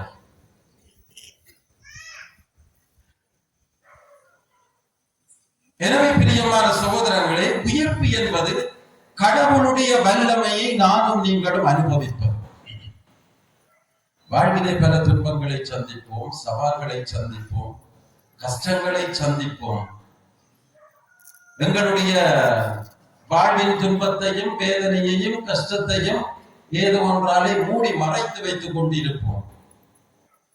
அந்த மூடியை எல்லாம் தூக்கி போட்டுவிட்டு அதன் மேல் ஏறி அமர்ந்து, சாவே உன் கொடுக்கு இங்கே, என்னத்தை நீ வெட்டி வெளுத்தி போட்டாய், நான் வெற்றி வீரனாக இருக்கின்றனே என்று பிரியமான சகோதரர்களே, இறை வல்லமையை பறைசாற்றுவதுதான் பிரியமான சகோதரர்களே உயிர்ப்பு. கடவுளுடைய வல்லமையை நானும் நீங்களும் உணர்ந்து கொள்ளுவது உயிர்ப்பு. மூன்றாவது பிரியமான சகோதரர்களே, உயிர்ப்பு என்றால் தூய்மை. நாங்கள் பார்க்கின்றோம், அவருடைய தோற்றம் மின்னலை போன்றும் அவருடைய ஆடை உறைபனி போன்றும் இருந்தது. அவரை கண்டதால் காவல் வீரர் அச்சத்தால் நடுக்கமுற்று செத்தவர் போராயினர். உயிர்ப்பு என்பது பிரியமான சகோதரங்களே தூய்மை. ஒரு பாவ நிலையிலே இருக்கின்ற ஒரு மனிதன், தீமைக்குள்ளே வாழ்ந்து கொண்டிருக்கின்ற ஒரு மனிதன், தன்னுடைய வாழ்விலே பிழையான காரியங்களை எல்லாம் செய்து கொண்டிருக்கின்ற மனிதன் உயிர்ப்பை ஒரு பொழுதும் அனுபவிக்க முடியாது. உயிர்ப்பு என்பது பிரியமான சகோதரர்களே தூய்மை. தூய்மை என்பது இல்லை என்றால், உருட்டும் பிரட்டும் தான் எங்களுடைய வாழ்வு என்றால் உயிர்ப்பு என்னத்துக்கு? பொய்யும் புரளியும் தான் எங்களுடைய வாழ்வு என்றால் உயிர்ப்பு எதற்கு? உயிர்ப்பு என்பது உள்ளத்து தூய்மை. தூய்மை என்பது இல்லை என்றால் உயிர்ப்பு என்பது இல்லை.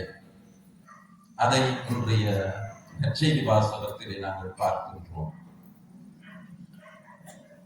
அடுத்ததாக பிரியமான சகோதரங்களே, தூய்மை என்பது அச்சம் அற்ற நிலை, பயமில்லாத நிலை, துணிவு உள்ள நிலை.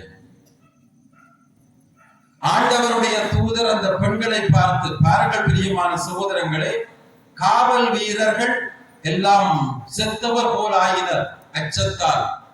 ஏன்? அவர்களிடம் நேர்மை இல்லை, உண்மை இல்லை. இவர்கள் கடவுளுக்கு காவல் காக்கிறார்கள். கடவுளுடைய வல்லமையை எதிர்த்து போராடி கொண்டிருக்கிறார்கள். அவர்கள் அச்சத்தால் செத்தவர்கள் போல் ஆயினர். கடவுளுடைய வல்லமைக்கு முரணாக செயல்படுவது பிரியமான சகோதரர்களே என்ன நிகழும் என்றால் அச்சத்தால் செத்தவர் போலாவர். இந்த பெண்களை பார்த்து தூதர் சொல்லுகின்றார். அப்பொழுது அந்த வானதூதர் அவர்களை பார்த்து, நீங்கள் அஞ்சாதீர்கள், நீங்கள் பயப்படாதீர்கள். பயந்து செத்தவர் போலானது காவல் வீரர்கள். இயேசு அந்த தூதர் அந்த பெண்களை பார்த்து சொல்கின்றார், ஐயோ நீங்கள் பயப்படாதீங்க, அது அவங்களுக்கு பிடித்தாங்க, அவங்களுக்கு இந்த இன்னும் கொடுப்பேன், இதை விட உணவு கொடுப்பேன், நீங்கள் பயப்படாதீங்க, உங்களுக்கு ஒன்றும் பிரச்சனை இல்லை, நீங்கள் பயப்படாதீங்க. அப்பொழுது வானதூதர் அப்பெண்களை பார்த்து, நீங்கள் அஞ்சாதீர்கள், சிலுவையில் அறையப்பட்ட இயேசுவை தேடுகிறீர்கள் என எனக்கு தெரியும். அவர் இங்கே இல்லை, அவர் கூறியபடி உயிருடன் எழுப்பப்பட்டு விட்டார். ஒரு உன்னதமான உயிர்ப்பின் செய்தியை அந்த பெண்களுக்கு சொல்லுகிறார். காவலர் வீரர்கள் பயந்து செத்து போறாங்க, நீங்கள் பயப்படாதீங்க, நீங்கள் தேடுறால் அவர் உயிர்த்து விட்டார். இந்த நம்பிக்கையுடன் தான் நீங்கள் இந்த கல்லறைக்கு வந்தீர்கள், கடவுளை தேடுகிறீர்கள், அவர் உயிர்த்து விட்டார். எனவே பிரியமான சகோதரங்களே, உயிர்ப்பு என்பது எங்களுக்கு ஒரு துணிவை தருவது. வாழ்விலே துன்பங்களும் கஷ்டங்களும் கவலைகளும் முட்டி மோதும் பொழுது எங்களுடைய வாழ்விலும் இந்த பயம் என்பது வருவது உண்டு. ஆனால் ஆண்டவர் எங்கள் ஒவ்வொருவரையும் பார்த்து சொல்லுவது, உண்மையாகவே இயேசு எனக்கு வாழ்வு தருவார், இயேசு எனக்கு ஆறுதல் தருவார், இயேசு எனக்கு அமைதி தருவார், இயேசு எனக்கு விடுதலை தருவார் என்று நானும் நீங்களும் நம்பி இயேசுவிடம் போனால் என்னையும் உங்களையும் பார்த்து நீங்கள் பயப்படாதீர்கள், நீங்கள் ஆறுதல் வேண்டும், அமைதி வேண்டும் என்று இயேசுவிடம் வந்திருக்கிறீர்கள், அவர் உங்களுக்கு தருவார், அவர் உயர்த்து விட்டார், அவர் வல்லமையோடு இருக்கிறார், நிச்சயம் உங்களுக்கு தருவார் என்று பிரியமான சகோதரர்களே, எங்களுடைய அந்த பயத்தை அகற்றி எங்களுக்கு துணிவை தருவார். எனவே உயிர்ப்பு என்பது பிரியமான சகோதரர்களே துணிவு. உயிர்ப்பு என்பது பிரியமான சகோதரங்களே மற்றவர்களை பார்த்து வாழ்த்து கூறுவது.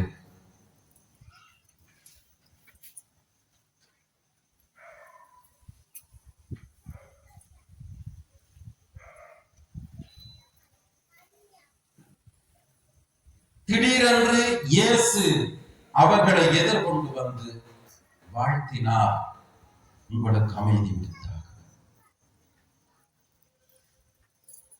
உயிர்ப்பு என்பது இயேசுவின் வாழ்த்து செய்தியை கேட்பது. பிரியமான சகோதரர்களே, இந்த உயிர்ப்பிலே கிடைக்கின்ற அந்த வாழ்த்து செய்தி எப்படி என்றால், நான் இருக்கேக்குள்ள நீங்கள் எனக்கு எவ்வளவெல்லாம் செய்திகள் ஒருதன் காட்டி கொடுக்கிறான், ஒருதன் மறுதளிக்கிறான், ஒருதன் கத்தியை கொண்டு வரான், கோடாரியை கொண்டு வரான், வெட்டுவன் என்றான், குத்துவன் என்றான், இன்னொரு கை பார்க்கிறவன் என்றான். இருக்கேக்குள்ள நீங்கள் எவ்வளவெல்லாம் சொன்னீங்கள் என்றெல்லாம். பிரியமான சகோதரர்களே, இயேசு பழையதை பற்றி பேசவே இல்லை. அவர்களை பார்த்து உங்களுக்கு அமைதி உண்டாகுது என்று வாழ்த்துகின்றார். உயிர்ப்பின் ஒரு அனுபவம். பிரியமான சகோதரர்களே, ஒரு நாளும் கடவுள் எங்களுடைய தவறான, தப்பான, பிழையான வாழ்க்கையை எடுத்து காட்டி அதை பற்றி பேசுபவர் அல்ல. நீ எனக்கெல்லாம் அப்படியெல்லாம் செய்ததுதான, இப்படியெல்லாம் செய்ததுதானே என்று. பிரியமான சகோதரங்களே, கடவுள் ஒரு நாளும் நாங்கள் கடவுளுக்கு விரோதமாக சொல்லுகின்ற எந்த செயலையும் சுட்டிக்காட்டி குற்றம் சாட்டி பேசுபவர் அல்ல. மாறாக அவர் எங்களை கண்டவுடன் உங்களுக்கு அமைதி உண்டாக,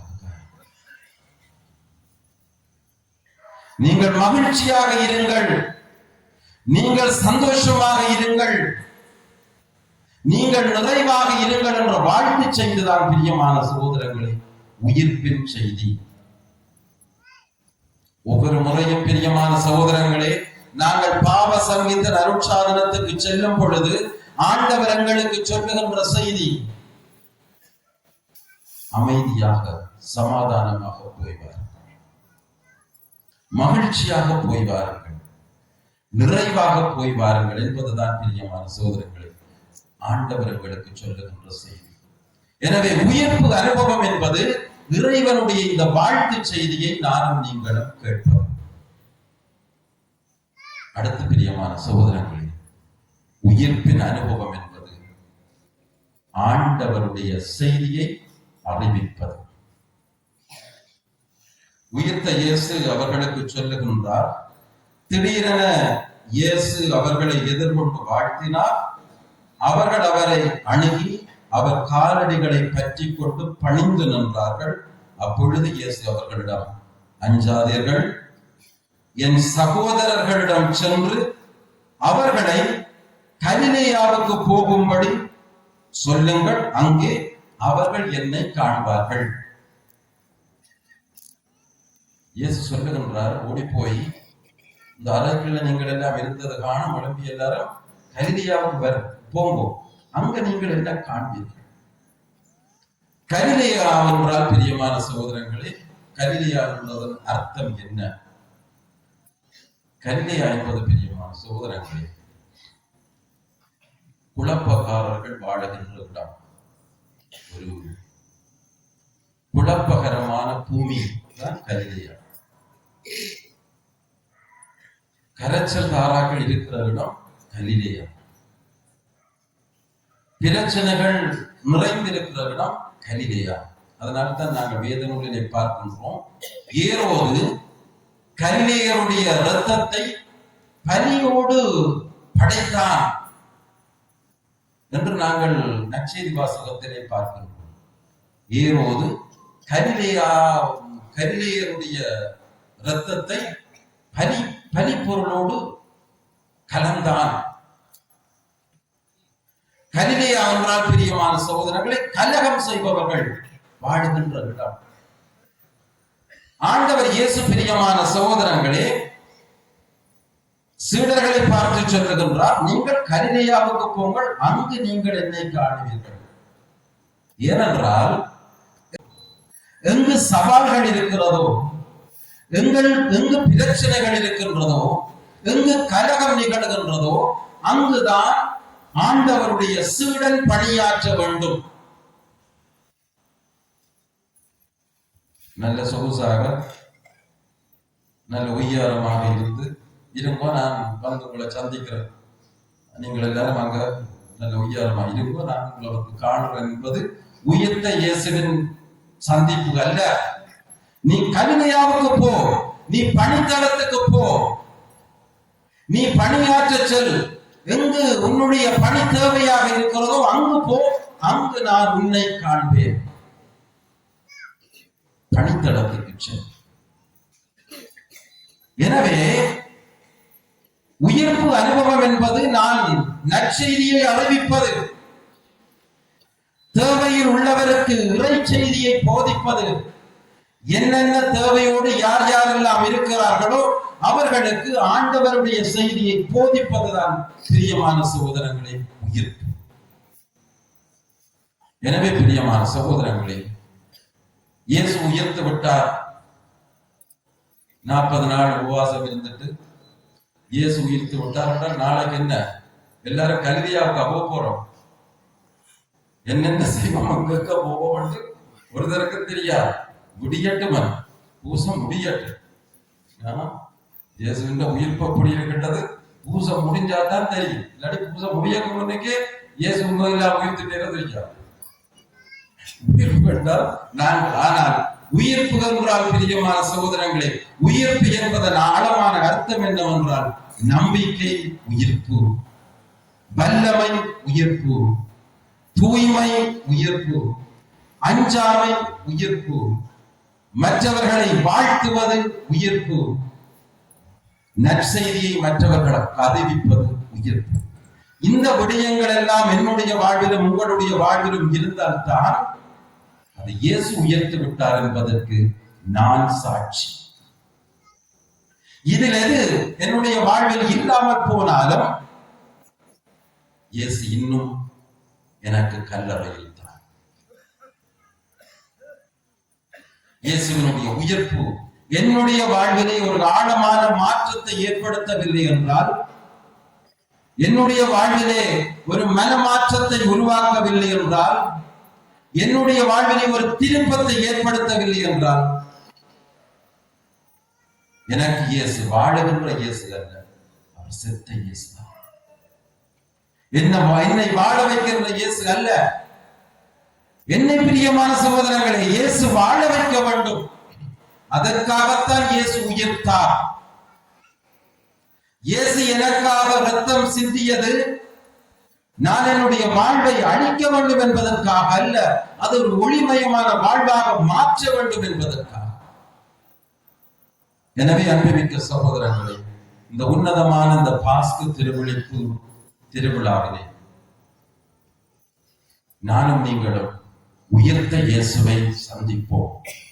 என்னுடைய நம்பிக்கையின் வழியாக, இறை வல்லமை என்னுடைய வாழ்விலை அனுபவிப்பதன் வழியாக, தூய்மையாக நான் வாழ்வதன் வழியாக, துணிவுடன் நான் வாழ்வதன் வழியாக, மற்றவர்களை அன்போடு வாழ்த்துவதன் வழியாக, நற்செய்தியை ஆண்டவருடைய சாட்சியாக என்னுடைய சமூகத்திலே நான் வாழ்வதன் வழியாக உயிர்ப்புக்கு சான்று பகிர்ந்து உயிர்த்த இயேசுவினுடைய அந்த உயிர்ப்பிலே நானும் பங்கெடுத்து வாழ இறைவா உங்களுக்கு வரம் தாரும் என்று தொடர்ந்தும் இந்த பலியிலே மன்றாடி ஜெபிப்போம்.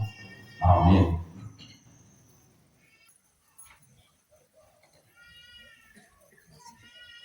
அன்புமிக்க சகோதரர்களே, இப்பொழுது நாங்கள் எங்களுடைய திருமுழுக்கை புதுப்பிக்க போகின்றோம். நாங்கள் நெருப்பை, தீயை ஆசீர்வதித்தோம். இப்பொழுது தண்ணீரை ஆசீர்வதித்து எங்களுடைய திருமுழுக்கு வாக்குறுதிகளை நாங்கள் இந்த வழியிலே புதுப்பிப்போம்.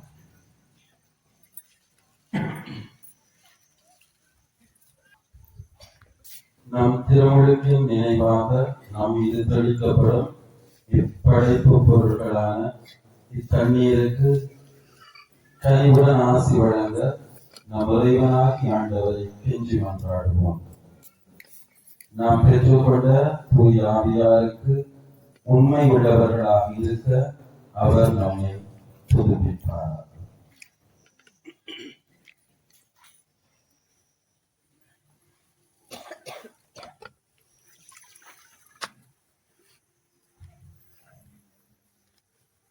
தூக்கி கொண்டு ஒரு இடத்துல வச்சிருந்தது படம்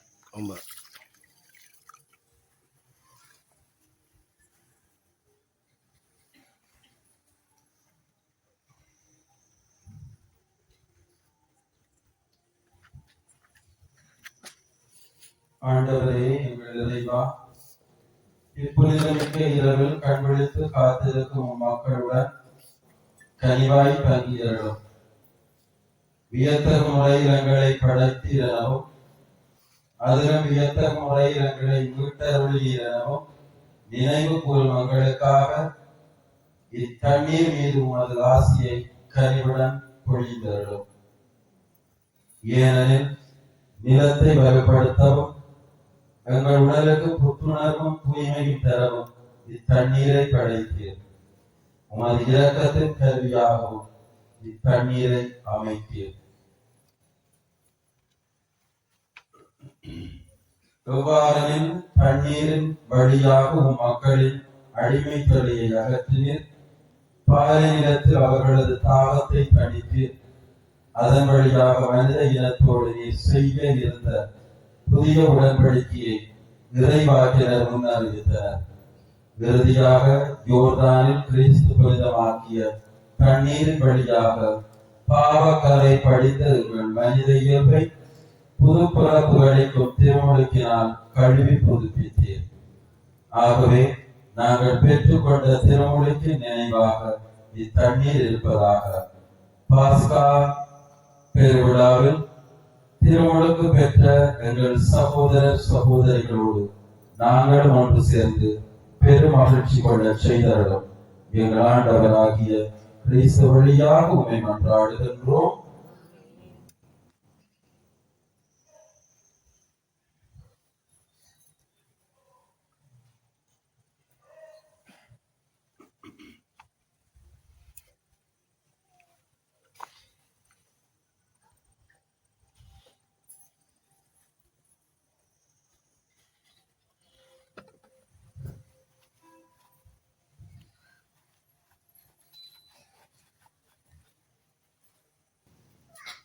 இயேசுவினுடைய பரிசுத்த ஒளி பெற்றவர்களாக, உயிர்த்த இயேசுவின் ஒளி பெற்ற மனிதர்களாக நாங்கள் எங்களை மாற்றிக்கொள்வோம் என்பதன் முதன்மான அடையாளமாக உங்களுடைய கரங்களில் இருக்கின்ற ஒளி இருக்கின்றது. எங்களை மிகவும் பக்தியாக ஆண்டவருக்கு ஒப்புக் கொடுத்து எங்களை புதுப்பித்துக் கொள்வோம். எவ்வளவு தூரம் பிரியமான சகோதரங்களை நாங்கள் கடவுளுக்கு எங்களை ஒப்புக் கொடுக்கிறோமோ, எங்களை காணிக்கையாக்குகிறோமோ, அவ்வளவுக்கு ஆண்டவருடைய ஆசீர்வாதங்கள் எங்களுடைய வாழ்விலே நிறைவாக தங்கும் என்ற உறுதியான நம்பிக்கையோடு எங்களுடைய திருமுழுக்கு வாக்குறுதிகளை புதுப்பித்துக் கொள்வோம். அன்புமிக்க சகோதர சகோதரிகளே, பாஸ்கா மறை நிகழ்வு வழியாக நாம் புது வாழ்வு பெற்று கிறிஸ்துவோடு வாழுமாறு புனித திருமுழுக்கில் நாம் அவரோடு அடக்கம் செய்யப்பட்டுள்ளோம். ஆகவே தவக்கால செயல்பாடுகள் முடிவடைந்திருக்கும் இவ்வேளையில் சாத்தானையும் அதன் செயல்களையும் விட்டு விடுவதாகவும் புனித கத்தோலிக்க திருகவையில் இறைவனுக்கு ஊழியம் புரிவதாகவும் முன்பு திருமுழுக்கின் போது நாம் கொடுத்த வாக்குறுதிகளை இப்போது புதுப்பிப்போம். எனவே கடவுளின் பிள்ளைகளுக்குரிய உரிமையுடன் வாழ நீங்கள் பாவத்தை விட்டு விடுகிறீர்களா? விட்டு விடுகின்றேன். பாவம் உங்கள் மீது ஆட்சி செலுத்தாதிருக்க நீங்கள் தீய கவர்ச்சிகளை விட்டு விடுகிறீர்களா? பாவத்திற்கு காரணனும் தலைவனுமாகிய சாத்தானை விட்டு விடுகிறீர்களா? விண்ணகத்தையும் மண்ணகத்தையும் படைத்த எல்லாம் வல்ல தந்தையாகிய கடவுளை நம்புகிறீர்களா?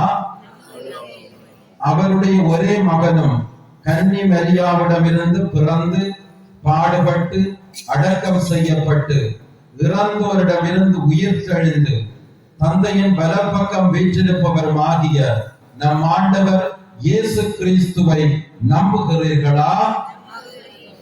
தூய ஆவியாரையும் புனித கத்தோலிக்க திரு அவையையும் புனிதர்களுடைய சமூக உறவையும் பாவ மன்னிப்பையும் உடலில் உயிர்ப்பையும் நிலை வாழ்வையும் நம்புகிறீர்களா? நம் ஆண்டவராகிய இயேசு கிறிஸ்துவின் தந்தையும் கண்ணீராலும் தூய ஆவியாராலும் நமக்கு புது பிறப்பு அளித்து பாவ மன்னிப்பு வழங்கியவரும் எல்லாம் வல்ல தந்தையுமாகிய கடவுளே தமது அருளால் நாம் நிலை வாழ்வு பெறும் பொருட்டு நம் ஆண்டவராகிய இயேசு கிறிஸ்துவில் நம்மை பாதுகாப்பாராக. ஆமென்.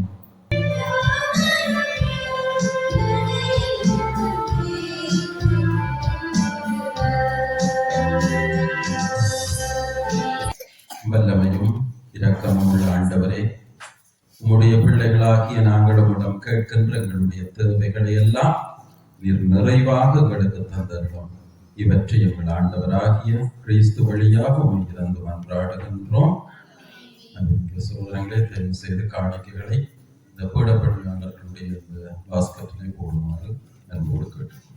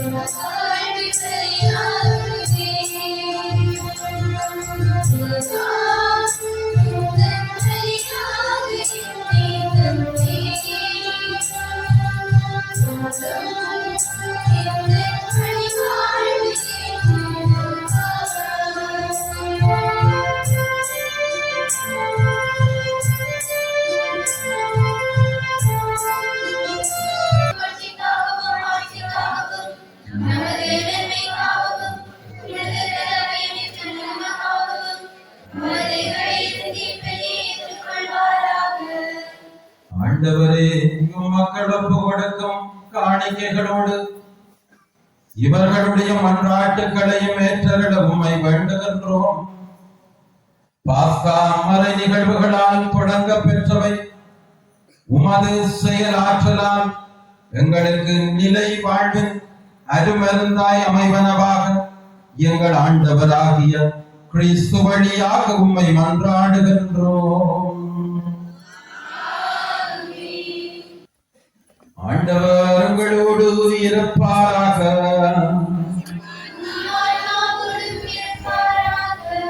இதயங்களை மேலே எழுப்புங்கள்.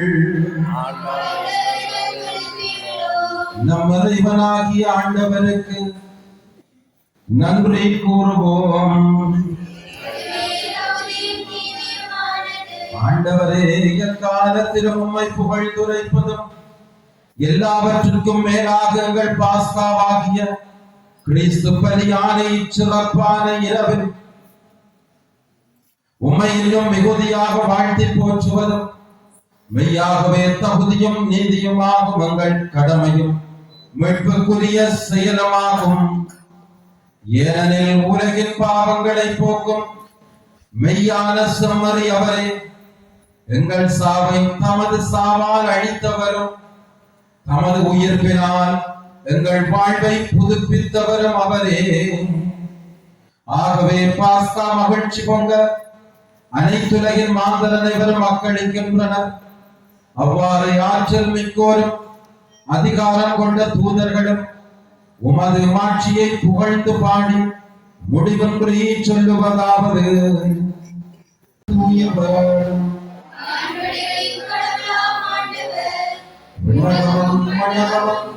மகிமாட்சியால் நிறைந்துள்ள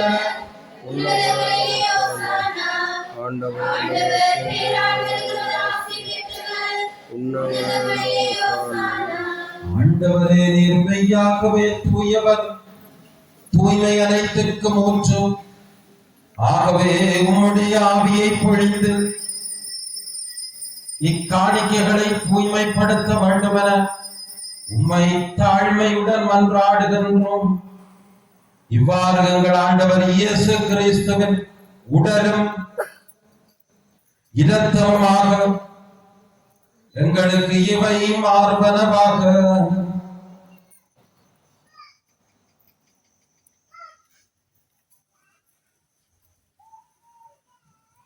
அவர் பாடுபட உளம் கனிந்து தம்மை கையளித்த போது அப்பத்தை எடுத்து நன்றி செலுத்தி அதை பெற்று தம் சீடருக்கு அளித்து கூறியதாவது, அனைவரும் இதிலிருந்து பெற்று உண்ணுங்கள், ஏனெனில் இது உங்களுக்காக கையளிக்கப்படும் என் உடல்.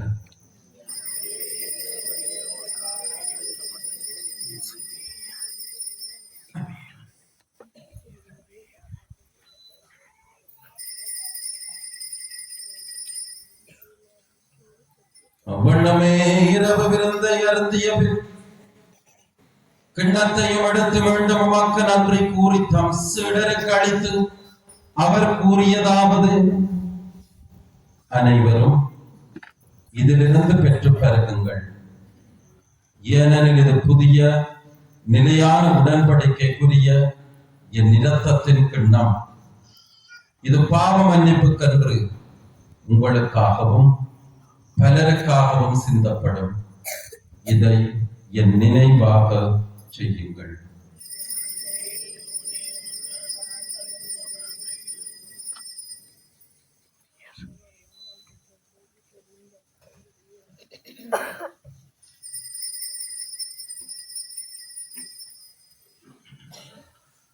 நம்பிக்கையின் மறைபொருள்.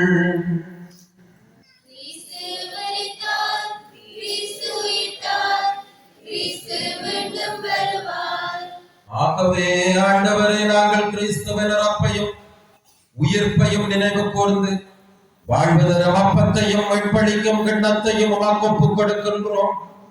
உம் திருமுன் நின்று ஊழியம் புரிய தகுந்தவர்கள் என்று எங்கள் எல்லாரையும் நீர் ஏற்றுக் கொண்டீர். எனவே உமக்கு நன்றி செலுத்துகின்றோம். மேலும் கிறிஸ்துவின் உடலிலும் இரத்தத்திலும் பங்கு கொள்ளும் மக்களை தூய ஆவியால் ஒன்றாக்க வேண்டும் என உம்மை தாழ்மையுடன் மன்றாடுகின்றோம். ஆண்டவரே, உலகெங்கும் பரவி இருக்கும் உமது திருஅவையை நினைவு கூர்ந்தருளும். எங்கள் திருத்தந்தை 14ஆம் லியோ, எங்கள் ஆயர் ஜஸ்டின் ஞான பிரகாசம் ஆண்டகை, எல்லா திருநிலையினராகிய அனைவரோடும் உமது திருஅவை அன்பில் நிறைவு பெற செய்தரிடம். மேலும் உயிர்த்தெழும் எதிர்நோக்குடன் துயில் கொள்ளும் எங்கள் சகோதரர் சகோதரிகளையும் இறந்தோர் அனைவரையும் இரக்கத்துடன் நினைவு கூர்ந்து உமது திருமுக ஒளியினுள் ஏற்றரிடம். இறைவா, எங்கள் அனைவர் மீதும் இரக்கமாயினும்.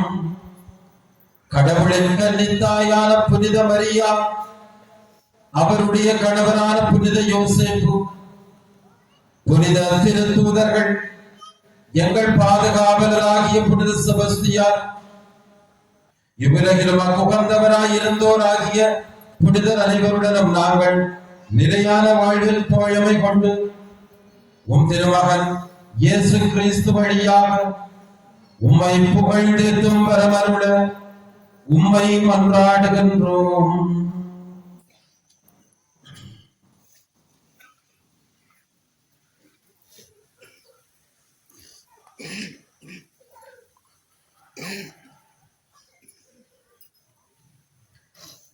இவர் வழியாக இவரோடு இவரில்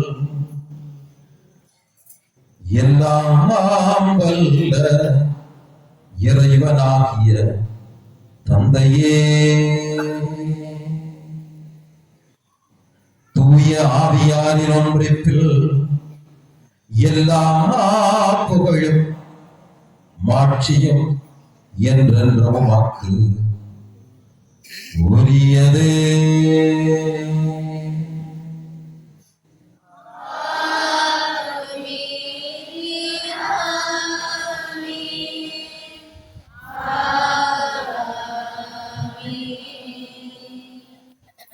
எழுந்து நின்று இயேசு நமக்கு சொல்லி தந்த சுபத்தை நாங்கள் ஒவ்வொருவரும் உயர்த்த இயேசுவை சந்திக்க, உயர்த்த இயேசு அனுபவம் பெற இறைவா அருள்தாரம் ஒன்று கரம்பிடித்து மன்றாடி சொல்லிப்போம். உள்ளுலகில் இருக்கிற எங்கள் தந்தையே,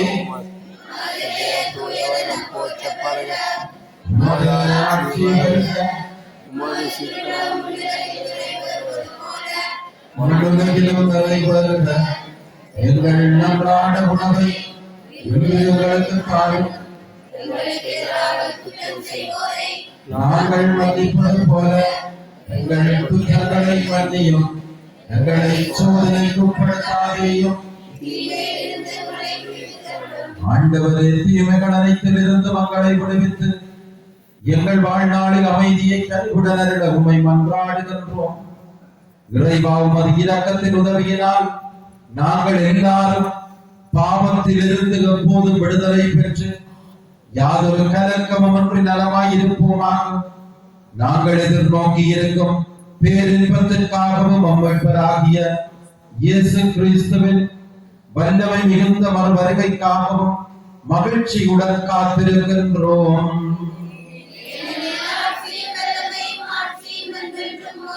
ஆண்டவரே இயேசு கிறிஸ்துவே, அமைதியை உங்களுக்கு விட்டு செல்கின்றேன், என் அமைதியையே உங்களுக்கு அளிக்கின்றேன் என்று நீரும் திருத்தூதர்களுக்கு மொழிந்தீரே.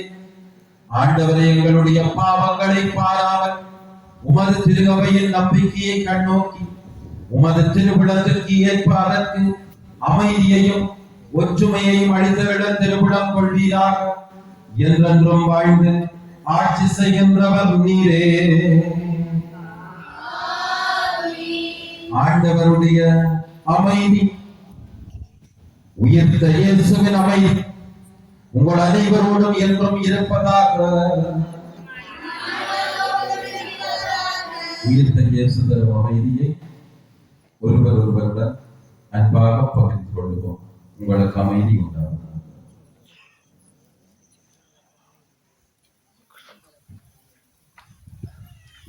உலகின் பாவங்களை போக்கும்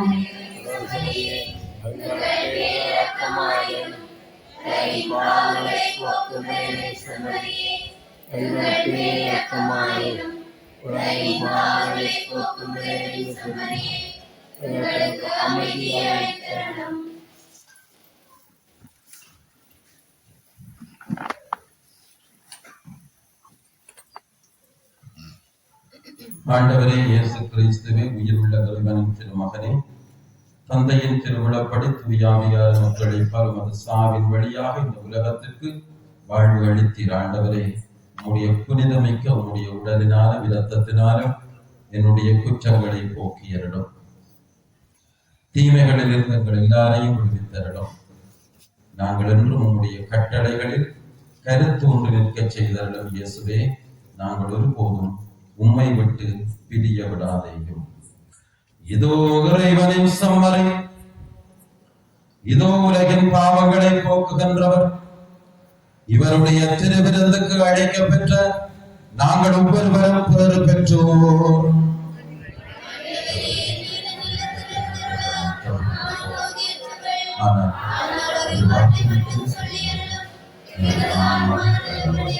கிறிஸ்துவின் திருவுடல் திரு இரத்தம் நம்மை காத்து நமக்கு நித்திய வாழ்வு அளிப்பதாக.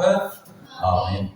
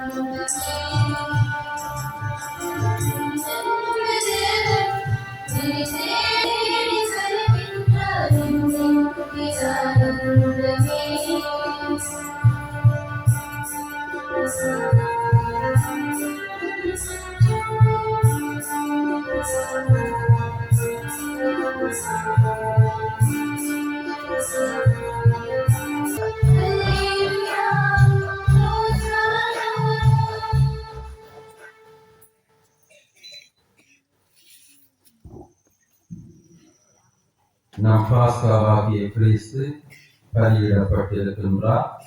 ஆகையால் நேர்மை, உண்மை போன்ற புளிப்பற்ற அப்பத்தோடு கொண்டாடுவோமாக.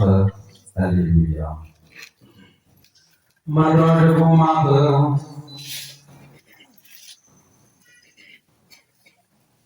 ஆண்டவரே, உமது அன்பின் ஆவியை எங்கள் மீது பொழிந்தருளும். இவ்வாறு பாஸ்கா அடையாளங்களால் நிறைவு பெற்ற நாங்கள் உமது பரிவிரக்கத்தால் ஒருமனப்பட்டிருக்கச் செய்வீராக. எங்கள் ஆண்டவராகிய கிறிஸ்து வழியாக உம்மை மன்றாடுகின்றோம்.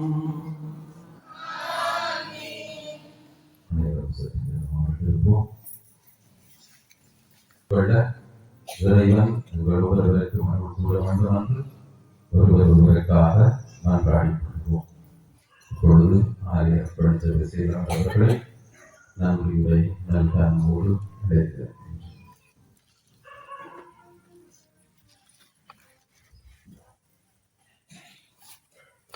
எந்த நேர்ந்தாலும் ஆண்டவருக்கு நன்றி கூறுங்கள். புனித காலத்தை வழிபாடுகளை சிறப்புற நடாத்த எல்லா வகையிலும் நமக்கு துணை புரிந்த எல்லாமல் இறைவனுக்கு முதற்கண் நமது நன்றிகளை கூறியிருக்கின்றோம். அடுத்து பங்கிட்டு வருகை தந்து நமது ஆலய செயற்பாடுகளிலும் வழிபாடுகளிலும் நமக்கு பக்க துணையாக இருந்து வழிநடத்துகின்ற பாசத்திற்குரிய அருட்சகோதரன் அருள்ராஜ் அவர்களுக்கும் நமது ஆலய பங்கு திரு அவை சார்பாக உளமான நன்றிகளை கூறியிருக்கின்றோம். மற்றும் நமது ஆலய செயற்பாடுகளிலும் வழிபாடுகளிலும் உங்களுடைய தோளோடு தோள் நின்று அயராது உழைத்துக் கொண்டிருக்கும் அன்பு கண்ணிய சபை அருட்சகோதரிகளுக்கும் நமது இதயம் நிறைந்த நன்றிகளை கூறியிருக்கின்றோம். மேலும் நமது தவக்கால வழிபாடுகளை சிறப்பித்து தமது நேரத்தை பொருட்படுத்தாமல் பல வகைகளிலும் உழைத்து அர்ப்பணி சபை உறுப்பினர்கள், வழிபாட்டு குழுவினர், சமூக பணி குழுவினர் மற்றும் நிதி குழுவினர் யாவருக்கும் நமது மனமார்ந்த நன்றிகள். நமது வழிபாடுகளை சிறப்பிக்க உதவிய பாடகர் குலாம், இசைக்கருவியை நிறுத்திய சகோதரன் அவர்களுக்கும் மற்றும் பீட பணியாளர்களுக்கும் நமது மனமார்ந்த நன்றிகள். அப்போது ஆலயத்தின் திருப்பண்டகாரை காப்பாளருக்கும் நமது ஆலய அருள்பணி சபை ஆலய பங்கு திரு அவை சார்பாக நன்றிகளை கூறியிருக்கின்றோம். வழிபாடுகள் சிறப்புற அமைய ஒளி அமைப்புகளை தகுந்த காலத்தில் தகுந்த முறையில் வழங்கிய உரிமையாளர் தீவன் மற்றும் அவரது குழுவினருக்கும் நமது நன்றிகளை கூறியிருக்கின்றோம். நமது புனிதகால நிகழ்வுகள் சிறப்புற நடைபெற ஆலயத்தையும் ஆலய வளாகத்தையும் துப்புரவு செய்த உதவிய வழங்கிய நமது ஆலய மக்களுக்கும் சிறப்பான நன்றிகளை கூறியிருக்கின்றோம். மேலும் புனிதவார வழிபாடுகளை சிறப்பிக்க நீதி உதவிகளையும் தமது சரீர உதவிகளையும் வழங்கிய அனைத்து நல் உள்ளங்களுக்கும் நமது மனமார்ந்த நன்றிகள். இன்னும் நமது புனித வாரங்களிலே இயேசுவின் பாடல்களை ஆற்றுப்படுத்தி சிறப்புற பயிற்சித்த கலைஞர் திரு ஜெகன் அவர்களுக்கும் அந்நிகழ்விலே பங்கு பெற்று முன்வந்த நமது சகோதர சகோதரிகளுக்கும் நமது ஆலய திரு அவை சார்பாக நன்றிகளை கூறியிருக்கின்றோம். அத்தோடு ஆற்றுகை திறவட ஒளிபரப்ப உதவி செய்த தமிழ் வெஸ்ட் சகோதரர்களுக்கும் திரு நேசன் அவர்களுக்கும் பங்கு திரு அவை சார்பாக நன்றிகளை கூறியிருக்கின்றோம்.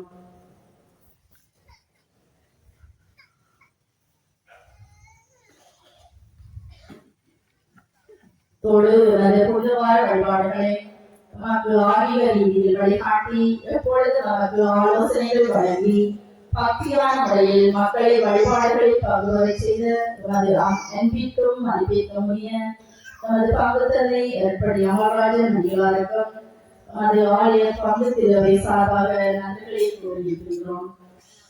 உயிர்த்து இயேசுவின் அமைதியும் அருளும் என்று உங்களோடு இருக்கவும், புனிதரின் ஆசீரும் அருளும் என்று உங்களோடு இருக்க வாழ்த்தி நிற்கின்றோம். நன்றி. சேரங்களவர்களுக்கு நன்றிகள். நானும் மிகவும் அன்புடன் இந்த ஆலய திருவைக்கு நன்றி கூறுகின்றேன். ஆலயத்தினுடைய செயலாளர், பொருளாளர் இருவரும் பெண்கள். ஆனால் எல்லா விஷயங்களையும் மிகவும் துல்லியமாக ஒருங்கிணைத்து அணுக வேண்டிய முறையை அணுகி காரியத்தை மிகவும் கச்சிதமாக நடத்தியிருக்கிறார். அவர்களுக்கும் இந்த செயலாளர், பொருளாளர் மற்றும் எல்லா விஷயங்களிலும் பூர்ண ஒத்துழைப்பு நல்கிய அருட்பணி சோதனையினர், பங்கு மக்கள் எல்லா ஆலயங்களையும் சார்ந்தவர்கள், எல்லா விஷயத்திலும் பெரிய சோதனைகளின் நாட்களிலே உங்களுடைய பெருந்தன்மையை நிறைவாக காண்பித்திருக்கிறீர்கள். ஒரு ஆலயத்திலும் நடைபெற்ற வழிபாடுகள், ஆராதனைகள் எல்லாவற்றிலும் நல்ல ஈடுபாட்டுடன் ஆழமான அர்ப்பணிப்புடன் சபையினர் மிகவும் சிறப்பாக செயல்பட்டு இந்த தவ காலத்தை ஒரு நல்லதொரு பயனுள்ள காலமாக நீங்கள் ஒவ்வொருவரும் மாற்றியிருக்கின்றீர்கள். உங்கள் ஒவ்வொருவரையும் மிகுந்த அன்போடும் நன்றியோடு நினைத்து உங்கள் ஒவ்வொருவருக்காகவும் நான் சுருக்கமாக நன்றாக நினைத்திருக்கிறேன். இறைவன்களுடைய பங்கு திருவையை நிறைவாக ஆசீர்வதிக்க வேண்டும். எங்களுடைய குடும்பங்களை பாதுகாக்க வேண்டும், பராமரிக்க வேண்டும். இன்னும் குறிப்பாக புலம்பெயர் தேசங்களில் இருக்கிறவர்களுடைய உறவுகளுடன் இறைவன் துணை நிற்க வேண்டும்.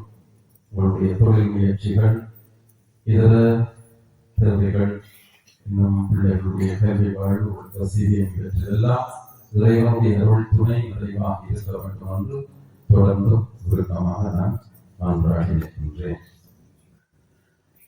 இதை அறிவித்தவர்களுடைய சகோதரர்களை இன்று மாலை 4 மணிக்கு எங்களுடைய தூய்மையார் ஐக்கிய விளையாட்டு கழகத்தினரால் உயர்ப்பு விழாவை சிறப்பிக்கும் பொருட்டு விளையாட்டு நிகழ்வுகள் மைதானத்தில் நடைபெறும்.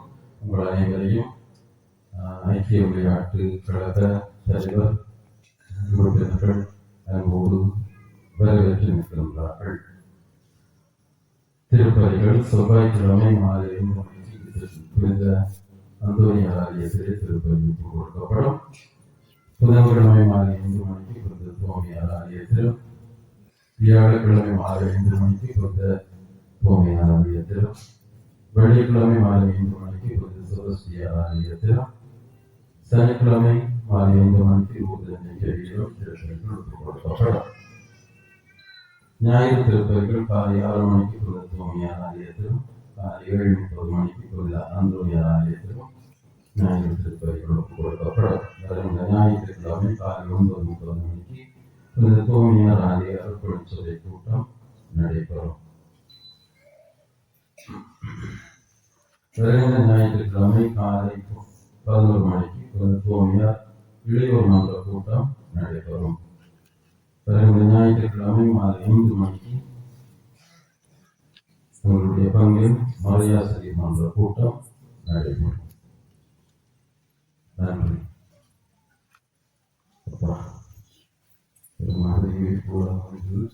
நாளை காலையும் 6 மணிக்கு திருப்பதியிற்கு இந்த பூசைக்கு வந்தார்கள்.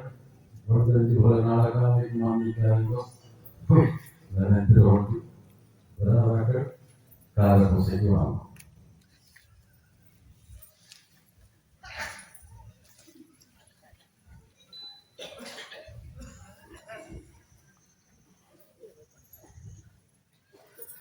ஆசிரியருக்காக வந்தார்கள்.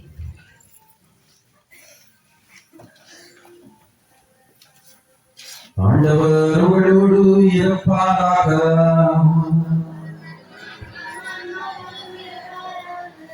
எல்லாம் வல்ல இறைவன் இன்றைய பாஸ்கா பெருவிழாவின் கொண்டாட்டத்தால் உங்களுக்கு ஆசி வழங்கி பாவத்தின் தாக்குதல்கள் அனைத்திலிருந்தும் இரக்கத்துடன் பாதுகாப்பாராக.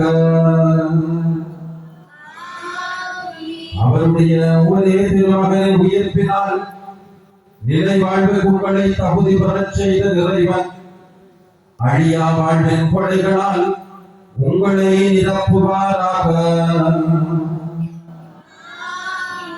ஆண்டவருடைய பாடுகளின் நாட்களுக்கு பின் பாஸ்கா விழாவை மகிழ்ச்சியோடு கொண்டாடும் நீங்கள் முடிவற்ற வண்ணக பாஸ்கா விழாவுக்கு அக்களிப்புடன் அவரது அருளால் வந்து சேர்வீர்களாக.